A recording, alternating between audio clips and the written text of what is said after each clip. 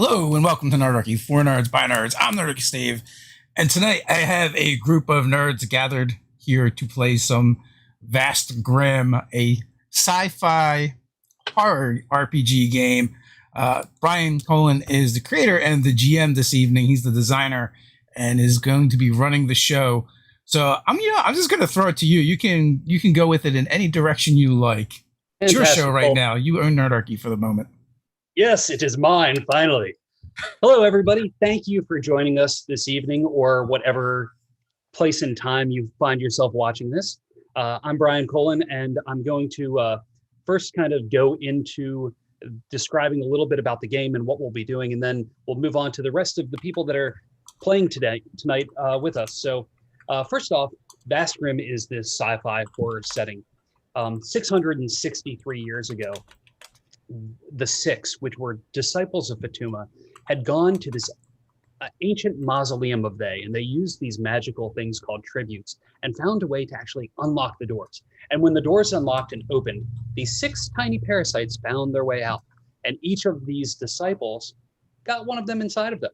And when they went on from there to other planetoids, other exoplanets, what was inside of them infected them, and then they in turn infected other people.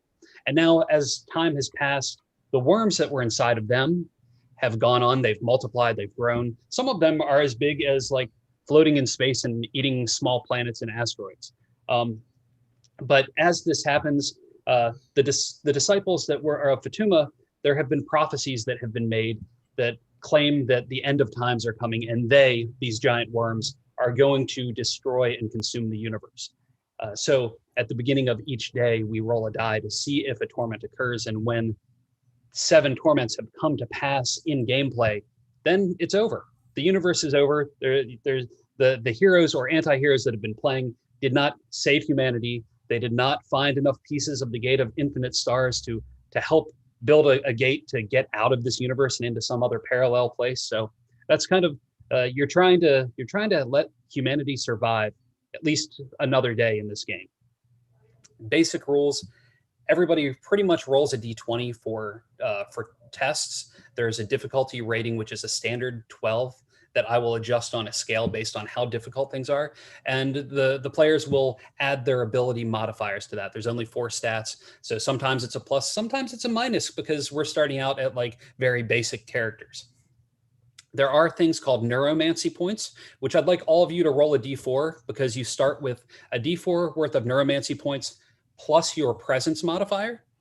And neuromancy points are how you use magic in the world.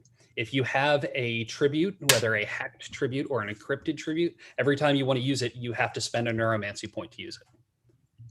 And just write that down on a piece of paper or keep a note somewhere, because that's how much magic you can use today until you rest and start all over. Now, one thing, because this game can be brutal and because you usually start out with very few hit points at the beginning, there are things called favors that you start out with, and you refresh that number of favors at the beginning of every long rest. They can allow you to deal maximum damage on one roll. They can allow you to re-roll 1 die. They can allow you to negate a fumble, which can come in very handy. And they can also lower the test that you're up against by 4 points. So if I say it's a DR 12 and you roll and you get an 8, you can spend a favor to actually achieve whatever you were trying to achieve. The 4 abilities are agility, presence, strength, and toughness. Agility is basic moving around, avoiding things, defending. Presence is used for anything from aiming, like aiming a blaster at somebody, to perceiving, to using neuromancy. Strength is physical acts of whatever you might try and grapple or punch somebody or try and stab somebody with a dagger. And toughness is how resilient you are. And really, that comes into play if you are to get infected by a worm, because you're trying to fight off this thing that's trying to consume you. So tonight, because I haven't played with everybody at the table, I want to use lines and veils and say, there are certain things that happen in the world, but they don't need to happen at this game table. One thing that is a line that never happens at the game table is any sort of sexual violence. That should never occur in any games we play. If there's something that's a veil that you're not comfortable with, that you might think that's okay, that could happen in game, but we need to just kind of just mention it and pass over it, you can mention it now, or if something comes up, we can always you can send me a message with an X and we can pause it and move around it. If anyone has anything, feel free to say now. I think we're pretty good here. So, and as you mentioned, there's the private messaging, so someone can just private message you, and then you keep it between you and the player. Absolutely. Okay. I have a line about worms. Yeah. So we're gonna go. Let's see. Where can we take this? Okay. I have a line about my character dying. Yeah. Okay. I think we're gonna have to make that more of a veil, and we'll have something against explosions. You can just. So you see, we like to test our DMs here on Nerdarchy every now and again. I feel like I'm going to pass. We'll see, though. So one thing about humanity being near its end, there's people sporadically throughout the universe, but usually when you get together with a group, whether somebody saved you, whether you happen to be the last people on this little exoplanet, or whether you just happen to be at the same space station at the same time, if you band together, you are now part of a legion. Legions were once, at one point in time, all military based, but now it's really any sort of group of people that are just trying to survive. And the 5 of you are in a legion. You've been in a legion for about 3 weeks. So that being said, I'd like each of you to introduce yourself, both who you are and then who you're playing, and what the rest of your legion would know about you over that amount of time. I'm going to start with Dave because you are in my window directly next to me. Perfect. That works for me. I will be playing Ripper Hazel, and I'm a twisted biochemist. I think that means I shoot people with dart guns for the most part. You have something, I don't know, you have something like this that's kind of coming in and out of screen. So you inject people or shoot people with a little nanotechnology. Yeah. So I basically get people all whacked out, and either for to help them or harm them, as the case may be. And he's kind of really jittery and likes to move around a lot and doesn't stay still, but he's always nervous. He won't look you in the eye. And pretty much he found a big suit of armor, power armor. So he figures he likes to mix it up a little bit and spread worms, and he's hoping that this power armor will keep the worms out of him. Excellent. And Carlos? Hi, my name is Carlos Rivera. I'm going to be playing RAR XD, the emo bot. I deal with my emotions by electrocuting myself. I always insist on being on charge, and despite my affinity to being a robot, I do not accept orders very well. Input query ended. Excellent. And Katie? I am playing Paraflick. My name is Katie Downey, and I am playing Paraflick. She is a sole survivor. She watched her lover consumed by the Grimm, and it sort of traumatized her. She is kind of roguey, but not very good at it. And she has, if you're familiar with Pika, the habit of eating things that aren't supposed to be eaten, like chalk and things like that. When she gets stressed out, she starts eating anything that she can actively consume just as a reflex action. She's pretty lethargic. She's not real peppy or anything, but she does have a reckless streak in her, and she will push the button. Okay. And Michael?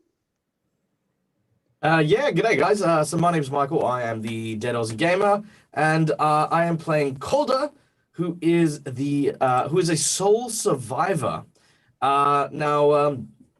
Calder is actually a cryogenically frozen individual who has been spent a great deal of time not really understanding much of this world. It wasn't until he was found in the company of these fine and wonderful people who were searching for probably not a cryogenic chamber, but nonetheless saw fit to free Calder from his icy imprisonment. I am an energy vampire, and I'm capable of drawing essence from those around me who are on the verge of death. I am a little bit foreign and unique, but I am excited to learn more of these worms and their dominion over the galaxy. Excellent. And Ted? I'm Ted. Some of you might have a clue who I am. Tonight I'm going to be playing Syntax Laptop, or just Laptop, if you will. He's a treacherous merc. He's irritable, so you can, easily get annoyed, and he'll easily get annoyed by you. He's got, most of the hair gone on one side of his body or one side of his head. Whether it's, from pulling it out or scratching it away, you're not quite certain. But like above his right ear, the skin always seems to be raw as he's scratching at it. And sometimes you hear him having a conversation with somebody you can't see by the name of Fred. Excellent. And that rounds out our legion. Now, like I had mentioned earlier, at the beginning of each adventure, we check to see if a torment has occurred. Now, when we're playing in a campaign, you try and see how long you think it'll be before the end of the universe comes. You can start with a D20 all the way down to a D2 that you roll at the beginning of each adventure. Since this is a one-shot, I'm going to let the group decide how close you think it is to the end of times.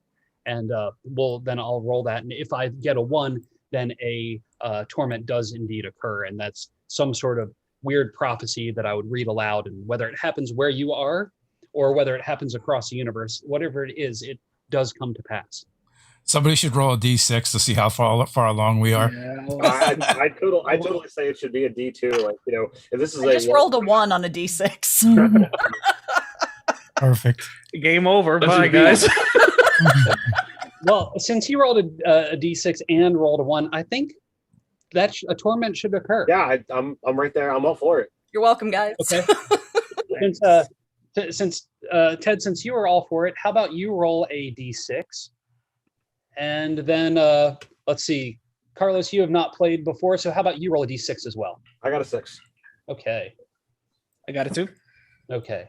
So on your character sheet, if you were playing in a regular campaign, there would be places to mark down 6 torments to check them off. Because, like I said, when the 7th torment occurs, it's all over. So, torment 6, verse 2, and it shall turn to eternal night as you march into a nightmarish trance. So, whether that happens to you, whether that happens to the family that you have on a planetoid, something that is happening as we speak. So you all have been traveling around on a bus, and it's really been a Laptop that's probably been piloting it, because Laptop knows how to pilot things. Yep, I'm a freaking pilot. It's in a former life, it was a commuter shuttle. It's a no-frills box of spacecraft that kind of still smells like vomit from the drunks who used to ride this thing from one end of the verse to the other, just for some warm sleep. It's got no weapons. And if because you wouldn't have been able to mod it out just yet, it travels at about 1 astrosec a day, and it's okay, but it's not like, for 5 people, it's not the most comfortable thing to be riding on. It's but you are traveling right now, and all of a sudden you get this weird hail on your communicator. Beep, deep, deep, beep, deep, deep, beep, deep, deep. Answer the communicator. What's that racket? What's it about? It's not going to be good. Hello, we would request your assistance. Hello, we would request your assistance. Sharply turn the roar. It's for you. Sounds like an automated message. Input query. We are freighter X35297. X35297. We have run out of power and we would like some assistance. Number confirmed. Deliver assistance. Need it. As you say that, and you start to, all of a sudden data starts to stream in, and you get a location on your star map that's not too far away from where you are. It would probably take you just about an hour or so to get there from where you are with the speed that the bus travels. What would we know about that size freighter? Freighters can really haul just about anything. I mean, it could be filled with cargo for all you know. It could be something that has somebody there waiting to kind of ambush you and take what you have. There are things known as space raiders, which are essentially space pirates that will hang out and try and get anything that they can. They're not really out for humanity. They're just out to try and get by to another day. Or it could be something that really does need help. All right, group, real quick. Are we good people or bad people? I am definitely not a good person. I'm definitely not a good person. But I will work with good people. I'm a pretty good person. But I'm on my own, so whatever the group says, I typically go with. I'm kind of timid, so. Restate inquiry, not a person. Are you a good bot or a bad bot? I am I'm a naughty bot. the goodest of bots. Always. Nice. I will also be a somewhat good person, so this way we won't agree on anything. Okay, let me perhaps posit a potential question here. If perhaps this is indeed an ambush, then of course we would be walking straight into this distress signal. But on the other hand, if they are people in need, then perhaps they will be grateful. My suggestion is as follows: we go and we investigate the communication. And should it be people requiring rescue, then we rescue them and perhaps help these poor innocent folk alleviate themselves of some burdens that they may not require any further. On the other hand, if they are raiders, then I propose we murder them all and take whatever they have for ourselves. Well, I mean, if the raiders, it just makes sense that we do that. Laptop, you should probably circle the freighter from a distance and make sure there's no other ships that are maybe hidden around it. That sounds like a plan. Fred, what do you think? Okay. So I just think that we should be prepared that even if we're gonna help them, we should get something out of this. We're not, the same charity ship. I'm sure that they wouldn't have a problem with giving us some sort of recompense for our aid. And if they do, well, then we leave them where they are, right? Prime directive states to accept currency upon delivery. Yes, currency. All right, so let's give this a go. And is there a way to kind of scan to see if there's anything else in the area? So we're flying into an ambush. Right. Sure. So go ahead and while you're flying there to try and see if you can pick up on anything else. Since you're piloting the ship, can you roll a presence test? This is going to be roll a d20, and then because of your class, you'll get a +2 to that. And then if you have any presence modifier, adjust it by. All right. So I get my present score plus the +2. Yep. And the best roll. All right. So that's a 13. Okay. And as a standard difficulty rating, unless elevated, is always a 12. So that is a success. Along with scanning on the monitors as you're piloting in, you kind of getting the characters' names.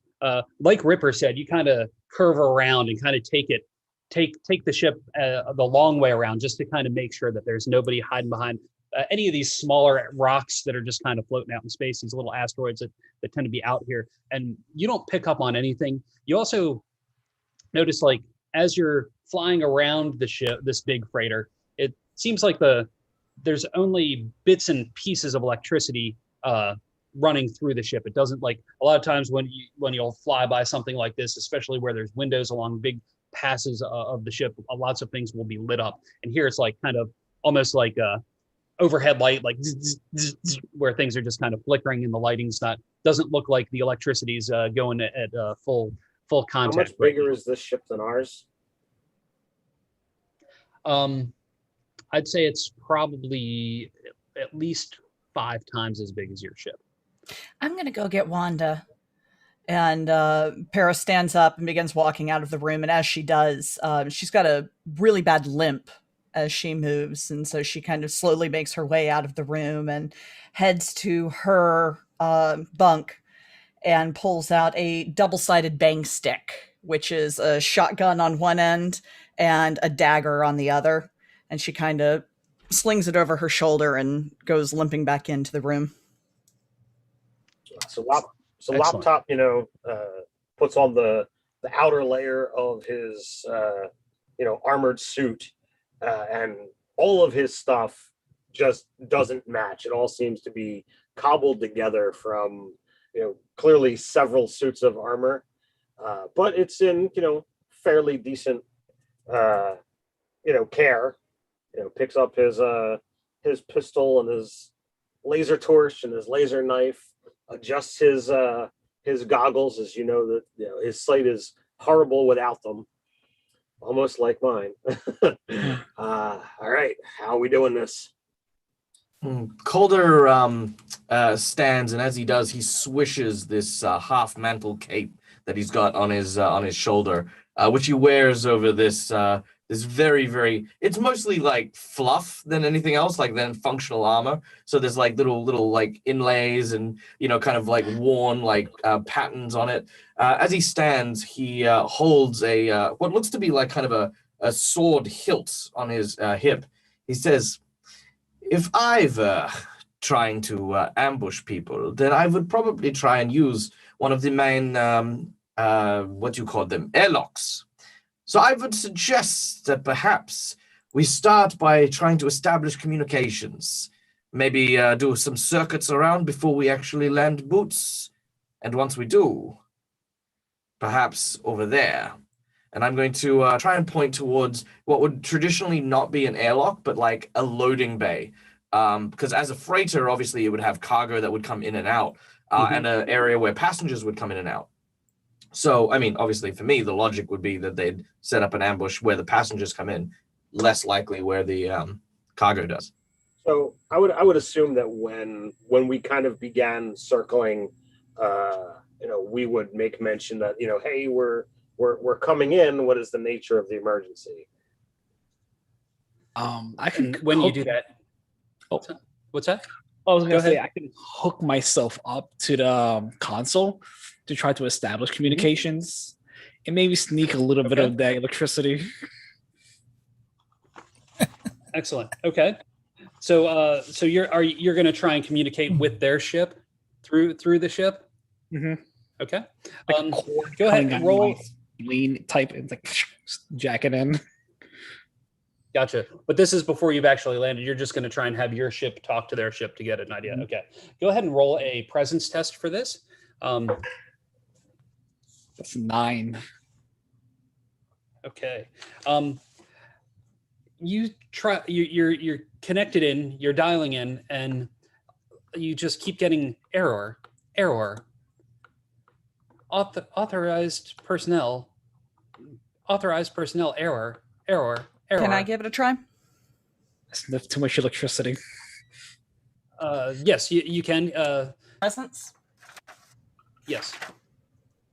Now the reason Rar was doing it was because he's a bot that was trying to hack in that way. But if you want to just try and communicate through the communicator, that works well as well. So that's a 12. Okay. What I'm picturing happens is she walks over, and we can all hear the error feed.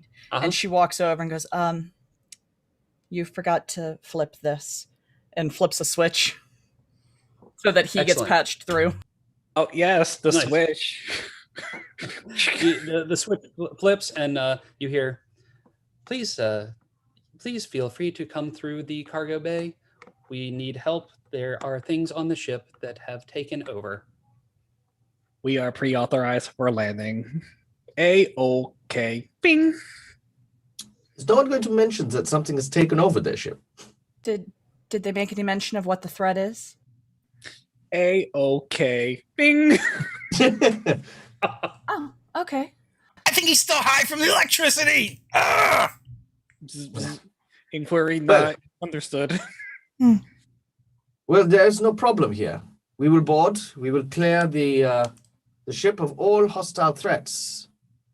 And I'm going to sort of turn to Laptop and sort of give him a knowing wink and say, all hostile threats. Sounds like a plan. You know we can see you wink, right? Ah, damn it! Stupid cryo sleep. Am I doing it right? Am I? Are we That's a wink. Ah, okay. I meant to use the other eye, the one that you couldn't see. Oh, yeah, wrong eye. The process, it is very taxing. I do not recommend it. So, Laptop, if you're going to go into the cargo bay area, I need you to pilot into that. Sure. Same presence DR12. Watch the paint, laptop. I don't care about the freaking paint. I'm like consoling the ship. It's okay. Your feelings matter. They're there. Your feelings are valid. Laptop's a jerk. I'm just checking how dashing I am in the window. 15 there, Brian. Excellent. So you slow down the thrusters as you're coming into the cargo bay that they open up. Boom, boom, boom, and you land. As you come into the bay and into the big cargo area, the lights that you have on your bus, because this is a bus that's meant for traveling routes and picking up people across the verse, it has lots of good lighting as you're going in. So the light is reflecting off of all this kind of glistening neon blue, stringy, almost goo, if you like, that seems to be coating in strands all throughout this cargo bay. And this is a giant cargo bay. You're in a big freighter. I mean, this thing could hold probably another bus, and then still lots of room for cargo that would be shipping anywhere within the universe. So this glistening, stringy stuff, is that something that we've seen before? Like my previous Legion was, attacked by the Grimm. So would this be Grimm related? It is not anything that looks like from the Grimm. Okay. What you see, it's not something that you've seen from that before. And now, as you're looking at it closer, though the outside of this ship looked like any other freighter you would have seen, inside, all of the framing, all of the metal in here, it all has a very organic shape to it. It's all very different than any technology you've ever seen. So the glistening blue, the stringiness is also coating on top of a very like biomechanic looking ship. It's very strange and completely foreign to everyone that's in the Legion. By the 6, why did it have to be space goo? Well, it might not be all bad. So, Rard, why don't you can you get any kind of manifest crew or cargo? Could I like check? Can I do like some sort of like SQL deep dive into my memory to see if I can pull up some data? You could, and then another thing that you could feasibly do would be to actually exit your bus and then go and like plug your cord into something on this ship to see if you could dial directly into this ship to see. So, but if you want to do the deep brain dive first, go ahead, and that we'll do that as a presence as well. But this one is going to be a 18, because that should not really be possible for you to have in your knowledge, but you might as well roll for it and just see. Okay, in all fairness. Not one, buddy. Perfect. It was not happening. So You reboot. You're going all the way back. I'm sorry. I kind of like do the Windows ding, ding, ding, and restart myself. And We're gonna be here for another the half robot hour. on discount. The reboot definitely takes a good couple of minutes. Anybody that is watching Roar, just all of a sudden it's like something happened. It's like the emo bot had some sort of strange seizure and just completely shut down. Come on, who's issuing updates these days? By the 6, if he's not jacking in, he's shutting down. So, do we step Katie, out? you're muted. Yeah, I just realized that. That's like my thing. I'm sorry. Should we go check their computers? I think we need to step outside and have a look before we start gunning towards any stuff yet. Very well. I think I have an idea.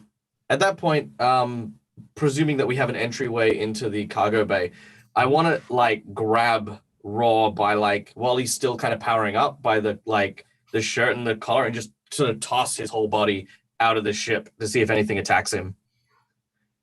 As you throw him out, you hear a ding, ding, ding as his metal body hits the metal floor and bumps along the way.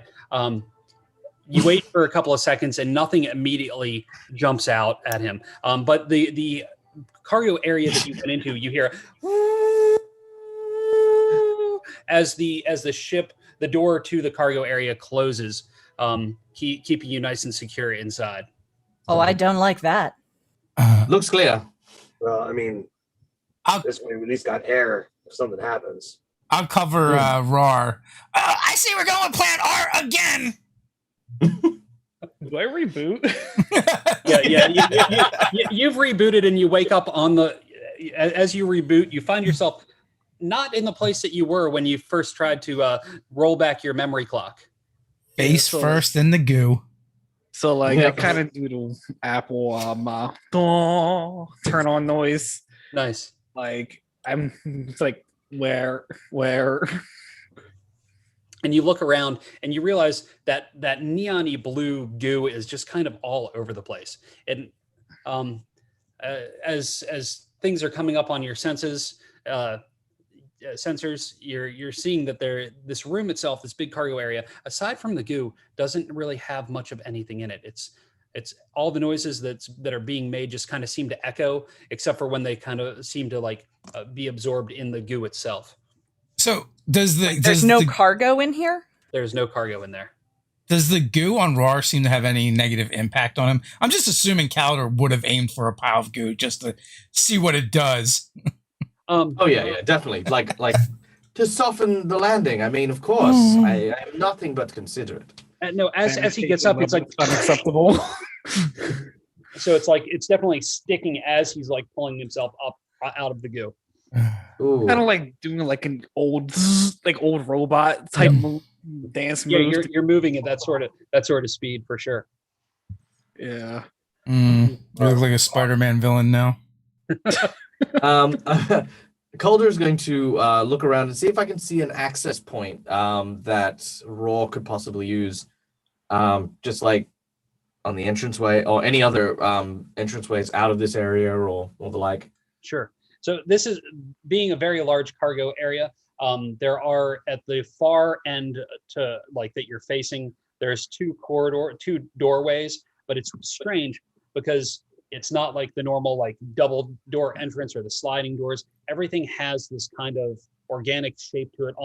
It almost looks like spines that have been curved around into not an arch, but it comes up to like a point and then almost like a V down into it. And it all has all of the what look like doors from where you are look almost like they're ribbed, so that it's got strange textures. And definitely the coloration in here is much different. Looking past the bluish goo, the metal itself seems to have a greenish tint to it, which is not a metal that you're used to seeing in vessels. Does the metal appear to have been compromised at all by the goo? Do you want to go up and try from where you're standing? It's hard to tell. Do you want to go up and try and like scrape away some of it and inspect? Yeah. Okay. You go over to it and looking at it, it doesn't appear to be. It looks like the metal actually has these natural greenish qualities to it. But the blue over top of it gives it almost a blue-green coloration. So when the goo is moved, it's more green than it is blue. All right, so right now, Rard and Para have actually stepped outside of the bus. Mm-hmm. So we need to have someone who's on, site patrol, making sure that nothing's trying to sneak its way into our ship or get to jump in on us. So, Wait, could we not close the door? Well, right, but I mean, we need to keep the eyes open. So laptop will I can stand on watch. And he'll keep his back to the bus while Rard is trying to go over towards the panel. But he's gonna like do a 360 around the entire ship, make sure there wasn't somebody who was, trying to hide in an alcove, that as soon as we go this way, they kind of come up from behind. Okay. He knows what kind of tricks he would pull, so he's, making sure that nobody's trying to do the double cross. Excellent. As you're walking around and going around the long way that you had said to just try and keep an eye on things, roll a presence test just to let me know what you get Sure. with any modifier that you have. So this would not be piloting, so that's actually it's a 19. So as you're walking, you feel like a little bit of a crunch in the goo under your feet, and looking down, because of the goggles that you have on and how well they enhance your sight, you see little bits of what looks like some sort of either very thin, frail bone, or maybe it's some sort of shell of some sort. So, it's like mecha enhanced armor. So I imagine like there's, got gloves as part of it. So I'll kind of like reach down and try to pull out whatever it is. Okay. As you reach down, like the goo just kind of drips down, and you can see this weird steam coming off of it. And you can only imagine how foul it must smell outside of your mask. But there are fragments of what look like eggshell pieces that, looking at them, they could easily be almost human size, if not larger. But it looks like it's all demolished and kind of mixed into the goo. Yes? I want to wander over there and see what he's looking at. Okay. I don't know if being a twisted biochemist helps at all. So I don't know what the Vast Grimm equivalent of expletives are, but he would definitely be calling that out. I'll bring it over as I hear you coming over.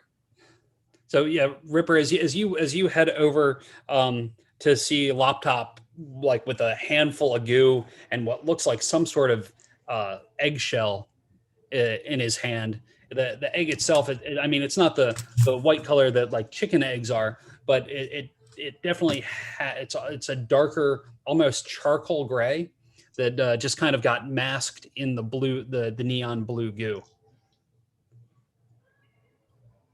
Does it look like the goo and the egg might be related somehow? Like, like the embryonic fluid within a shell. I think with your biochemist background, I think you could probably ascertain that they are indeed related in some way. I don't like it. I don't like it at all. It's not going to be good. Frag the 6. I believe all curses just involve the 6 somehow. I'm going to reach down and touch the goo. Okay. Do you have anything on your hands, or is it just like... No, just bare skin. Okay.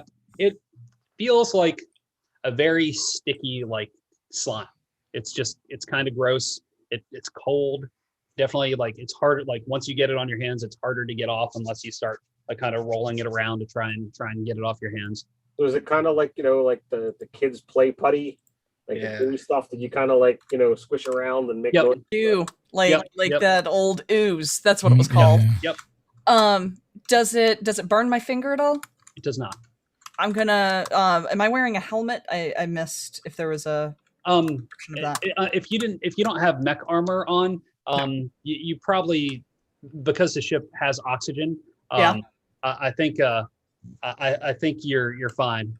I think I'm gonna touch it to my tongue and see if my tongue burns or goes numb.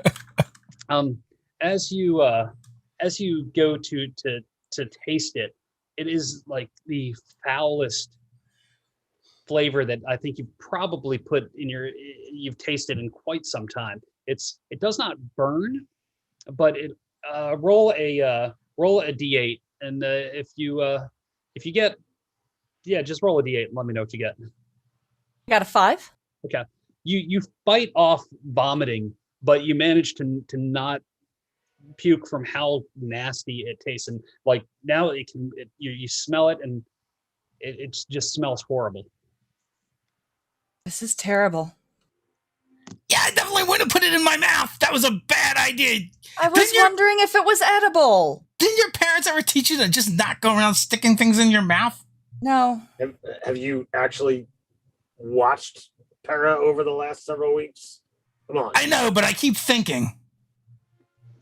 That's a problem. Agreed. Now, Roar, did you go over and plug yourself into the ship? Yeah, RAR is trying to download crew manifest and cargo manifest. Okay. Go ahead and roll your presence test. I want to check your character real quick and make sure you don't have one of the things that some emo bots can have. Okay, no. Okay, yeah, just roll a d20 and add any presence modifier that you have to it. Oof, man, 2. My dice coming with me tonight. I'm coming up blank. So I'm blaming it on the goo. you plug in, and all of the information that you're getting seems it's either scrambled or encrypted or in some other form of language that you're just not familiar with. But as you do that, like as more and more is coming down, all of a sudden you hear a and from the far end where those doors that look like they're made of like ribs they open outward towards you as you hear this strange creeping hiss of a howl that seems to echo throughout the front end of the ship. What would you like to do? Calder yells out, I see something. What's that? I'm sorry? Calder yells out, I see something! Because I was on lookout, and I'm looking out. Excellent. I'm ready, Wanda.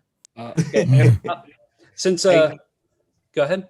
I was gonna say I unplug my spleen, and I kind of like pull out my, my double-sided bank stick. Deliver death. Calder, since you yelled for everybody, can you roll initiative for the group? When rolling initiative, one person in the Legion rolls a d6. If it's a 1 to 3, enemies go first. If it's a 4 to 6, the Legion goes first, and then we roll. Right. Roll initiatives. That is a 5. A 5. So you all get to go first. So if you will each roll a d6 and add your agility modifier to it, and that'll determine how things are going to play out. Not well for me. Hang on. Okay. 4, 5, 4. I think Calder should go. I think me and Calder got 4. I think you should go first since I'm just unplugging myself, Gotcha. Yeah. I mean, I presume I've got a little bit of distance to make up, so I can use it there. And what did Ripper get? 3. 3. Oh, I see it now. Sorry. Okay. So, Laptop, you get to decide what you want to do first. You can't really see anything coming through yet, but it's definitely some horrible sounds. We don't see anything coming through, but I see horrible sounds. Let me ask this question here. Under weapons, it says I have 18 rounds. Ammo is hard to come by. So like that basically means like if I fire 18 times, I'm out of ammo. End of story. Well, that's end of that weapon until you find more ammo. So yes, then you're just using your fist or finding something else to use. So. All right. So how much space is there between, I guess, the back of the bus where I was and these doors that just opened up? I mean, this is like a long ass cargo bay, so you've got quite a bit of space. Like you wouldn't be able to fire from where you are and hit there with good range anyway. Okay. So, is there anything that I could reliably get to get cover from whatever it is that's going to be coming in?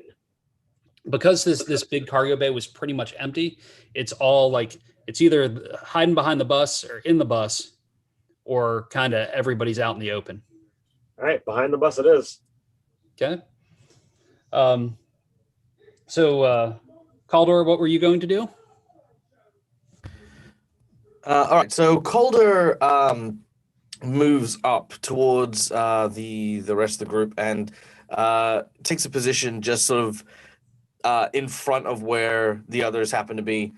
He reaches down to his side and draws forth a what looks to be like an ornamental saber. Except it's got like this battery charger on the side of it. And I'm just gonna ready an action to slash in a very ignoble way at anything that approaches my comrades. Excellent. And then for Roar. So I'm assuming the distance between me and Calder are roughly the same. Yep. More or less. Okay. So I'm kind of raising my shotgun over it as I say the line. I'm waiting for something to pop out as well, ready in action. And I'm saying, we'll deliver bullets same day shipping. I'm ready to blast it. Nice. Ripper. I want to charge the doors, and then as I start getting closer, I'll drop the one knee, and I want to try to use the goo to like skate across it and bring up my pulse rifle and shoot something. Nice. Excellent. I'm going to have you do an agility test just for the sliding and goo action before firing off into the. That's a 16, Nice. but I believe because I'm wearing power armor, the difficulty rating goes up by 4. It does. Yeah, you're right. So that makes it a 12, which that still being the standard DR, I think you're able to do it. It's just like clunk, clunk, clunk, clunk. Like as you're sliding across it, bits of like neon goo is just splattering, almost like you're a causing goo wake. Am I making a goo wake? Yeah, that's right. And then you pull out your pulse rifle and roll to hit, since you're aiming into the big hallway opening. All right. Well, that's not going to do it. That is going to be a 3 on the die plus what, my presence? Yep. For a 4. Can I? What can we do with favors again? So with a favor, you could re-roll a die. All right. You could adjust the difficulty by 4. I want to re-roll the die because I don't think adjusting is going to help. So it's just presence to add to it, right? Yep. Mm-hmm. That's still going to miss because that's going to be an 11. You fire and like you can't tell if it hits anything or not, but you see it kind of lighting up as it goes into the hallway tunnel. And as you see it going through, you see reflections on things. Like you see the laser blaster light reflecting off of all these roundish surfaces inside of there, but it's hard to exactly tell what that is. That's a warning shot, you no good sacks of the 6. And Para?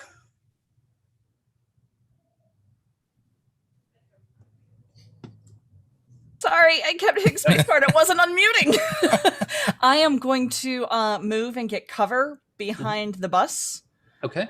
And just train Wanda on the door and wait for something to emerge and to have a clear shot. Okay.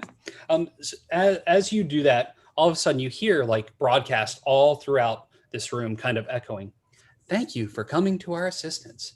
Thank you for coming to our assistance. And as it says that over and over, kind of repeating, you see these giant bug creatures that are probably like about 6 feet tall from the floor to like their haunches, with all these eyes all over them, large pincher-like mouths. They are a almost translucent neon blue. You can see through what looks like might be some sort of exoskeleton, but you can see all of their veins moving throughout their bodies. You can see weird organs that you've never seen before, and all the things moving as they crawl out of the tunnel. They're moving up the walls, along the sides of the walls, and along the floor, like a huge swarm of these nasty creatures with their pinchers chattering as thank you for coming to help us. Thank you for coming to help us.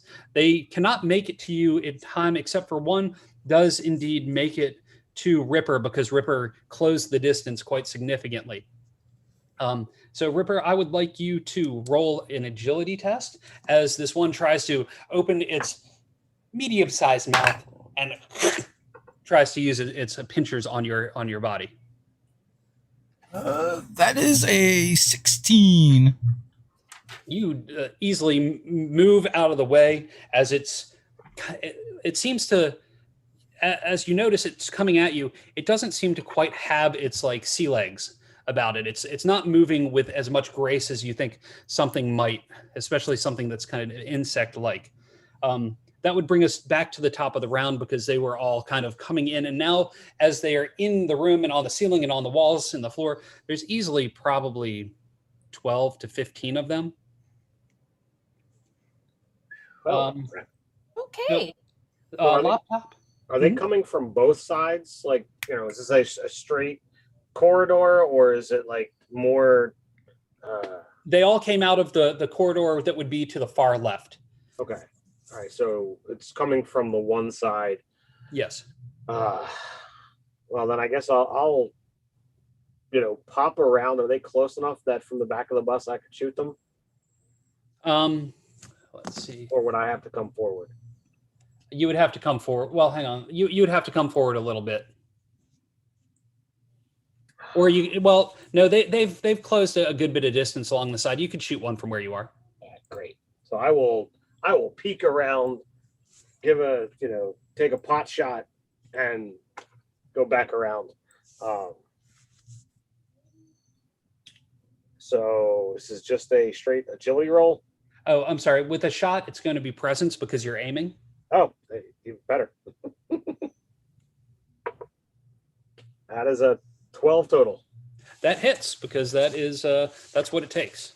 All right, so it's die 6 plus 2 per bullet. Do I roll that? Yes, you do. That's 8.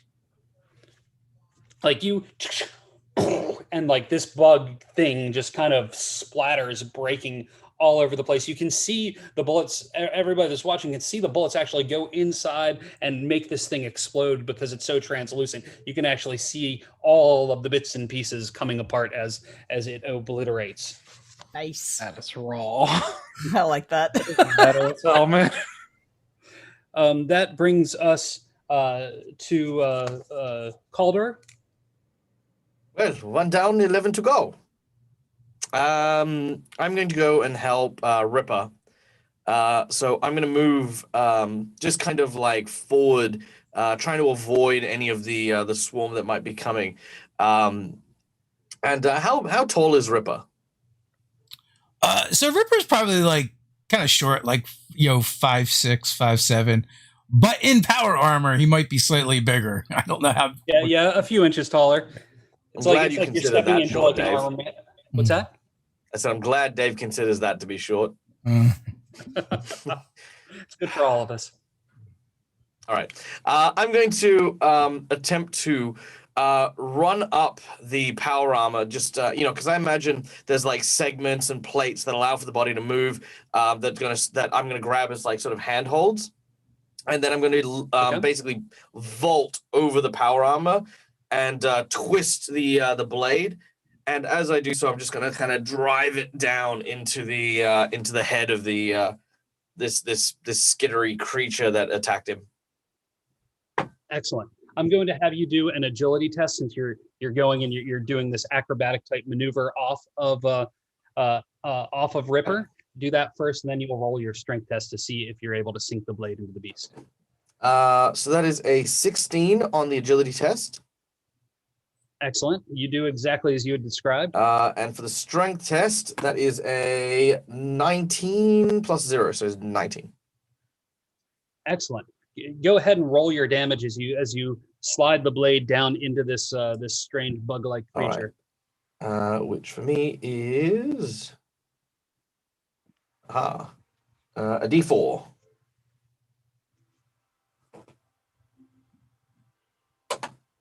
4 damage. Excellent. And at the same time, roll a D8 and let me know what you get. I got a 4. Okay. You cut into it and you can feel it just kind of almost slicing significantly, but you did not completely get it all the way dead. These things are quite resilient. Submit, for I am mighty. Ah! And I'm trying to like just hang on at this point. Yeah, your blade's like in it, and you're just kind of almost riding this this bug creature with the blade inside of it. Roar? So can I safely assume that like when these insects were coming out as I'm near the console, it's kind of like roaches scaring from behind? Yeah, totally. Yep. Is there like a insectum close nearby to me? There, like, yeah, there's one that would be within like firing range.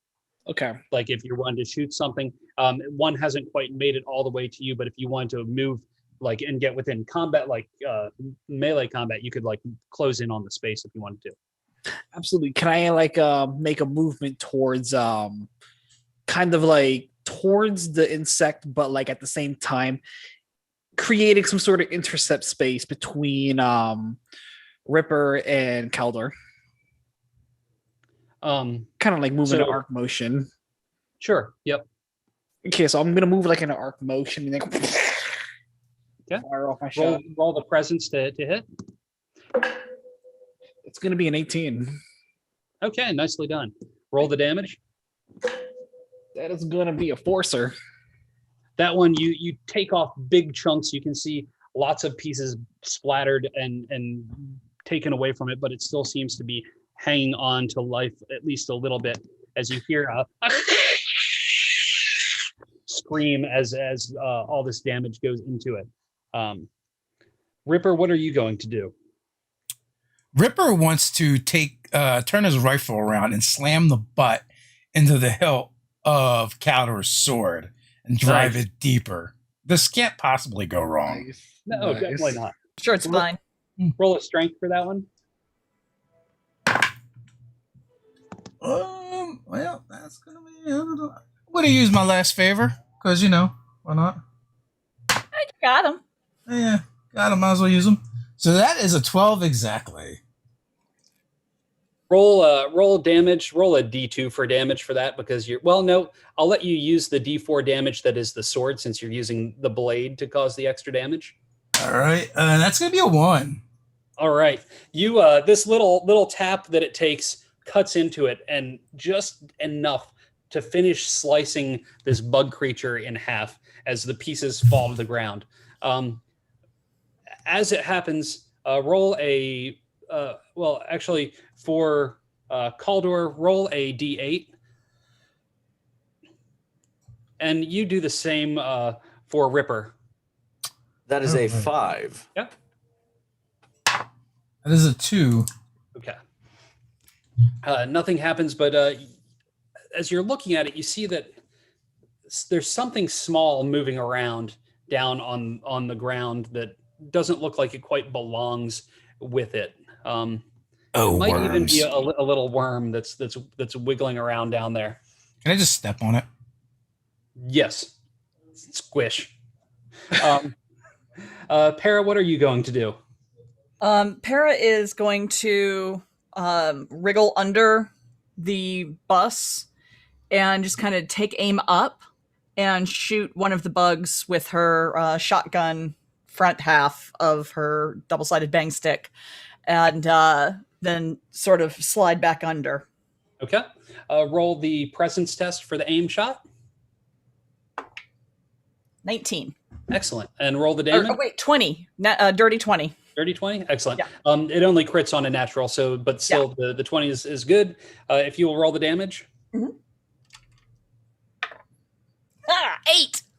And that one, like, you shoot it straight on and it just kind of splats to the ground. Now you hear like strange crunching bone sounds as it hits the goo that's on there, and little bits and pieces fly up. Little splats of goo splatter up as well as that one is destroyed. Is parachuting slugs or shot? That's right. Slugs, probably. Nice. I see her being a slugger. Nice.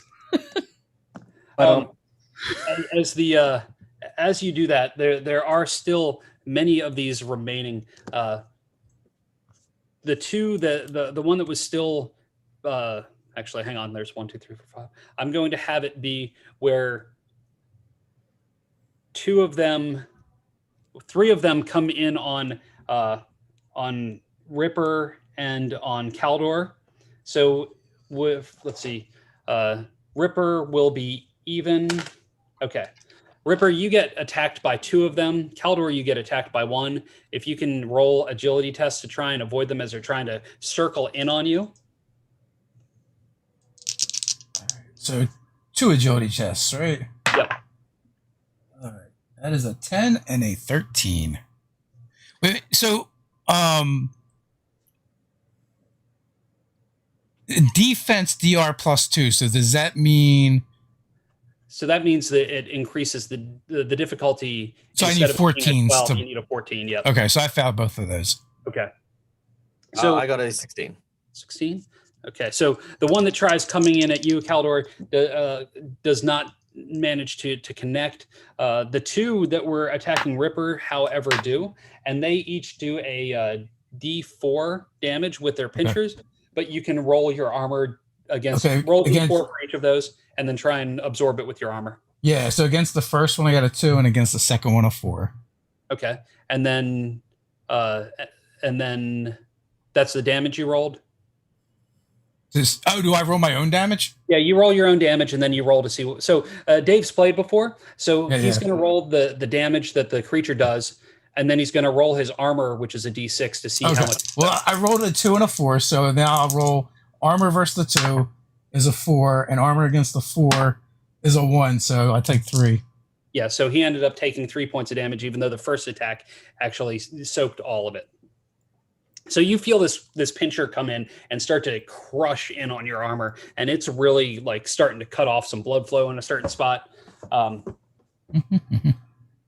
So that was 3. So then there's 1 comes towards Roar and tries to attack you with the pinchers. So roll an agility test. Oof, that is going to be a 3. So that Can I use the favor 3 roll, actually? You can. Yep. All right. Just keep track of your favors and yep. 7. Oof. So either way, you're going to take a D4 of damage. And you do not have armor, correct? I have none. Okay. So you will just take whatever the D4 deals to you. Uno. Okay. Then one is trying to get at you, Para, as it's circled around and dropped down. But because you're under the ship, your difficulty, instead of it being a 12 for them to hit, it's going to be a 14. So you get a bonus to your agility. So add 2 to whatever you roll for your agility. Okay. I'm going to use a fate. Excellent. That's going to be a 15. Okay. You managed to move out of the way. And then Laptop, 1 has dropped down from the ceiling to where you are and is trying to attack you. If you will roll an agility test. Okay, so is it an agility test or a defense test? It's agility. So agility is for pretty much anything that there's defense on. So because of your armor, it's going to, instead of needing to get a 12 or higher, you need to get a 14 or higher. okay. Well, that's no fair. But it soaks a lot. Yeah, It kind of bounces. I'm just all right. So I rolled a 12. My agility is 0. So I could use a favor to turn that into a 16 and pass. That is correct. All right. I will do that. All right. So it tries to pinch onto you and misses. Thank you for helping us. Thank you for helping us. As you hear this repeating over and over again throughout this battle. Laptop, now that this one has attacked you, what do you want to do? So you said I can see like its organs inside. Yeah, it's almost like everything's semi-translucent, so you can kind of see everything moving around. So would you say like if I aimed for where its organs are, that would be like really sneaky and underhanded? I would say so, yes. All right. So I could get my dirty player bonus. Yes, you could. I would say definitely. All right. So I will just stab it with my laser knife. Okay. How does that work? It says 4 charges per use. How do I know how? 3 charges a use. How do I know how many charges a thing has? So a standard battery starts with 24 charges. So every time you use it, you're going to take 3 out of that 24. Okay. So that is a 13. Okay, that hits. And then that was 4. Yep. And that's going to be 3. Excellent. You cut into it, and you know exactly where you're going for. Though this laser blade is not super big, you do seem to do some damage to it. Kaldor? Okay, so there are 3 of these near us. Yes. Man, these things are tough. I'm gonna say, like, kind of over the comms to everyone. So, are we confident in this battle, or are we kind of wanting to get back on the boat? I think we should make for the hall. See make if for we the can't hall where bottleneck these them. things came from? Yeah, see if we can't bottleneck them someplace. Okay. I mean, I'm kind And you're muted. You muted yourself there. damn it, I'm kind of The comfy under comms the are not bus. working. I'm just turning off mute. You just turned it on. Comms are not working. Just turning it off. Para, do you read me? Oh God, they got Para. I'm really comfy under this bus. There's one coming at me, but he's having trouble. Okay. All right, Ripper, you secure the bottleneck. I will go and get Para. Here, take this. It's dangerous to go alone. Yeah, and I slap him on the head. What I do is I attach a herbal medical patch Nice. that will heal you for. Oh, there it is. I was like, I'm sure I had a D4 here. I rolled a few. Okay. You heal 3 hit points. Oh, that's the stuff. Thank you. Nicely done. Yes, but remember, the detox is quite a long time, so don't keep using them. I've only got so many. And I'm gonna try to run to the back of the bus and help Loptop and Tara, who are both like at the back there, get to the hallway where Ripper suggested. Okay. Yeah. That sounds good. So you're in that move, you're going to make it across the room to them, and then that's kind of where you'll be for the end of this turn. Yeah, I mean, if I can get a swing at something, I'll take a swing. But I presume that putting the patch on is an action of some kind. Yeah, that'll work is the thing. So Roar, what are you going to do? So I say retrograde progress, input inquiry accepted. And I'm assuming the bug that attacked me is close enough still. Uh-huh. Could I shove my shotgun in its chest, take a shot off, and then kind of back off towards everyone else? Yep. Go ahead and because since this isn't really since it's so close and it's not really aiming so much, I'll let you do this as like a strength just to get it in place and then fire it off. Okay. Ooh, nat 20. Excellent. Nice. So when you crit on an attack, you do double damage, but you also reduce their armor tier by one level. But because of the nature of this isn't that big of a beast, so you will probably just obliterate it in this go. Double damage, I'm letting players choose how they like to do doubles. If they want to roll the same die twice, you can do that, or you can roll it once and double it. 11, good sir. Excellent. This thing just you put the shotgun into it and it just splatters all over the place. How many were there at the start, and how many are down now? There were 12 and there are now 8. Okay. So Ripper, you're tearing off towards the hall. I am. Okay. You start making your way towards the hall. Your lights come on your headpiece, and as you get to the hall, it looks the architecture is very, very strange and weird. It's very inside this hall. It's not all goopy and gooey as you enter into it. but everything has like weird. It's a very soft, but very organic and very soft shaped. All the lines are very smooth and rounded. The corridor kind of comes up into almost a rounded top, but then it points down almost like there's a spinal column along the top side, and then the walls every like 6 feet almost has like a rib coming down around it, so it almost feels like you're inside some sort of mechanical the inside of some sort of mechanical beast. Guys, I got good news and bad news. Or maybe it's just news. A lot less goo in here, but it's very fleshy and organic. Huh. And then so Para, what are you going to do? I'm going to reload my shotgun Mhm. as I scooch to where Kaldar is and get ready to bolt for it. Excellent. None of the ones seem to follow Ripper into the hall, but the ones that were still alive veer away from where you were and go over to where their fallen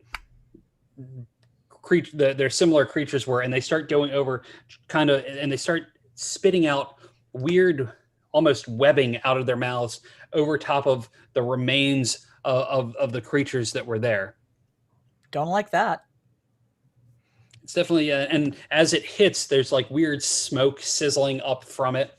Do you want to try and break away and get into the hall, or is there anything that you want to do, Legion, while they're doing that? Making for the hall. I thought she would want to take a taste of it, you know? I thought about it. Actually, as we're running to the hall, she's going to reach down and just run her finger through some goo and eat it. Nice. Let's see. What's that's roll a d6. 4. Okay.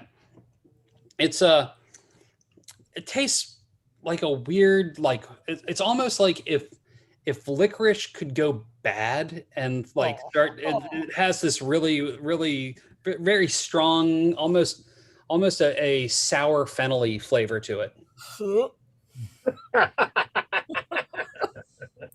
Licorice or black licorice? Both are disgusting. It doesn't matter. I like licorice. I don't like black licorice. It's more of like a black licorice, but somehow it's gone really rancid. How would you know? Fair question. True words. I've eaten some weird things.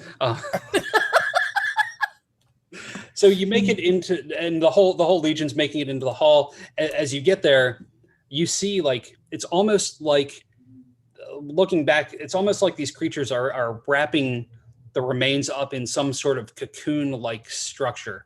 It's almost like they're mummifying the remains. What do you do? Roar, can you shut these doors? I kind of like take my spleen input. Roll the presence test again to try and talk to this very foreign machine. I love that it's your spleen. Like, of all the organs you could have chosen, it's your spleen. Oh, Lord. 14. It does speak Java. Yep, you start talking to it, and it goes, will compute. Thank you for helping us. Not a problem. And it goes, I said it as a question that time. I am Rar, insert girder. I'd like to imagine that in that moment, Ra figured out that the entire ship's system was written in French, and now Ra speaks fluent French. Nice. like Quick question. So the ship, the bus, does it have like landing moors, like where when it lands, like does it anchor itself in any way? Not something that you would have done here and actually anchored it down. Like if we were able to open the airlock somehow, would it just be sucked out or would it remain? No, it would get sucked out because it wouldn't have been anchored in. Okay. But if we were to, kind of do some dicey maneuvers in the in there with it locked, it could get banged up and crush a bunch of these creatures. Yeah, probably so. Probably so. Yeah, definitely. Just, thinking like Could we take a 2-minute bio break Sure. real quick? Awesome. Yeah. Thank you. And folks, I'm just going to throw up the countdown screen for now. This is fun. Oh, this is excellent. I'm definitely running this. Yeah, I like. I'm great. sitting here thinking of all these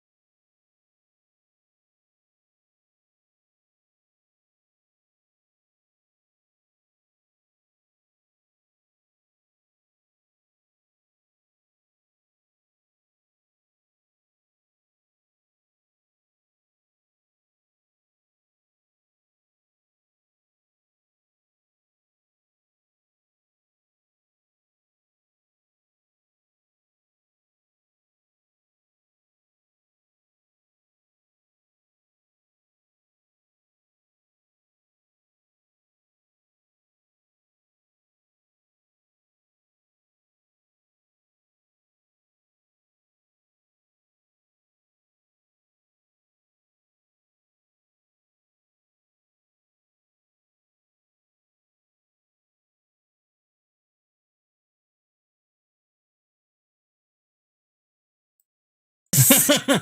You're mine, bitches. Wish power. What have you done? We are back, and you know what? I didn't mention this before, but everybody should know that. Let's see. Everybody's all messed up, so I have to fix you guys. All right. I'll talk while you fix people. Yeah. Well, in the description, you can find the links to everybody, all the cool peoples that are on here. Oh, thank you. Awesome. You can also find a link to the GameFound, which is kind of like a Kickstarter type thing. If you want to get access while this game is kind of being created, for Vast Grimm that Brian here has written or is writing, we highly recommend you do it. There's links, there's dice and all kinds of other cool stuff that is linked to this product. So you definitely It ends on Tuesday. You definitely have to go check this out. Support it if you can. Support it if you want to help support Brian and all of this awesomeness that's being created. There's 5 days Thank you. left to back. Yes. And we are the very first RPG on GameFound. If you want to try and help us pave the way for other RPG creators to have another space to crowdfund, back it for that reason, even if you don't like me and the things I'm making. It's already past You the seem goal. pretty good so far. What a selling point! All right. It's already passed its goal, already unlocked a whole bunch of stretch goals, including an adventure written by Nerdarchy. So you definitely want to, check it out and, again, help support an awesome game and an awesome person. Thanks. So you had just gotten into the tunnel. Are we all in where we need to be? Nah, I'm visually, still moving Dave? people around slowly but surely here. The complicated game of chess you're playing, Dave. Yeah. Oh, good, Carlos, you're in the right place. I mean, I could run the game. I have no clue what the rules are, but Rules, It's real schmools. easy. It's rules Yeah, light. that's That's Where the we're selling going, we don't point. need any rules. Yeah, I don't think No, Brian's I will rolling say, dice. Just, it's a rules light game, and that's one of the things I love about it is you don't have to spend like 3 days My reading God, the rule yes. book and then another 6 days trying to digest the rule book. Like that's It doesn't sound like Brian's rolling any dice. So just check with him on what dice Yeah. do they roll. Yeah. The GM doesn't really roll much of anything. yeah. I mean, very, very little rolling on my side. Yeah. So, the fate of whether your character lives or dies is really in your hands. Yay. Right, so everyone is back where they belong, unless someone wants to turn off their camera again. Yeah, right. Excellent. I could, unless you want me to. No, Okay. I didn't want to say anything, but you can just like grab the one person's frame and just move it, and it keeps everything where it was, right? Yeah, but they all Move shifted. people in Zoom now. Yeah, no, but you can like just move. Oh, move, people like, in move- Zoom. Oh, no, Yeah, I you didn't can know move about people moving in people in Zoom. Zoom. Yeah. I better not mess with that right now. That's all right. It's all right. The guy used to do that on his channel all the time. We used to sit there for hours, and then I used to tell him, "No, you just needed to do that, right, guy?" And he's like, I will play with that at some point now. I learned a thing.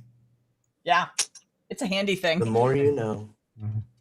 As the doors shut and you realize that you're in this kind of strange organic metal corridor, and the doors close as you see these insect-like creatures spitting out this webbing, almost like it's mummifying the creatures that had fallen that were related to them in some way. You hear this very low hiss like you had heard before when it was almost like a scream, just as the door shuts. You were talking about possibly making the ship move to throw your ship around to crush things in there, almost like shaking a rock in a box. What would you all like to do? It was my thought of like if we could get to the ship's head where you would pilot from, like that. Mhm. That was a thought pattern. I don't know how well these things can operate doors and what have you, but if we've got it locked from this side, that might keep them there, and then we can just kind of crush them or whatever. I don't know. I like where you're going with this plan, but also I think at some point we might need to fly that ship again. Yes, but also remember the way that they seem to be moving around the different corridors and stuff. The organic ribbed corridor openings imply that they have at least some ability to create structures and disassemble pieces. I would not hesitate to say that they would be unable to deal with the doors. I have a opposite proposal. We find wherever the engine is, we overload it, we explode this entire place and everything aboard it into Kingdom Come, get aboard our ship, and go for waffles. Well, Is as long as that's set it up so that it will explode, get back to our ship. is the control panel for this door fleshy or is it That's a good mechanical? question. It's all mechanical. When I meant to describe it, even though it has organic shape to it, like it's rounded and smooth, and it's not like normal like straight angles, but Sure. but it's all still a greenish metal. Got it. Okay. I'm gonna walk over to the control panel for the door, and Pika looks at it for a second and goes, "Well, there's one way to make sure they don't follow us." And she Right. takes Wanda and takes the dagger end and stabs the control panel. Excellent. Yeah, Nice. you bang on it a couple of times, and it just kind of starts to. You can hear things shatter and break underneath the butt of Wanda. And how do we But get how back? are we supposed to get back to our ship now? We leave through another door and come around to the hatch. Can I like jack myself in to see if there's like an exit port? Probably Yep. get like a structural integrity check Sure. or a layout. Okay, go ahead. And, roll. and just so I can get my bearings, was there another entrance to the cargo bay, or was it the loading door? So in the cargo area where you were, there was a door on the far left and a door, what looked like a Okay. door on the far right, and you went into Okay. the one on the left. Okay, so we'd have to go around to the door, right? Okay. Yeah, cool. it looks like it would be like a parallel. Michael will probably forget that, but can we say that Calder is taking a note of where that door is relative to their position as we? Totally. I rolled a 15 to Okay. see if I have presence. So I'm assuming it's presence. Okay. Yes, it is for that. As you're dialing in, you start getting messages, and thank you for coming to save us. Thank you for coming to save us. We are on the bridge. We are on the bridge. If you come to get us from the bridge, we will gladly help. Once you rid us of our problems, we will help you, help us. Thank you.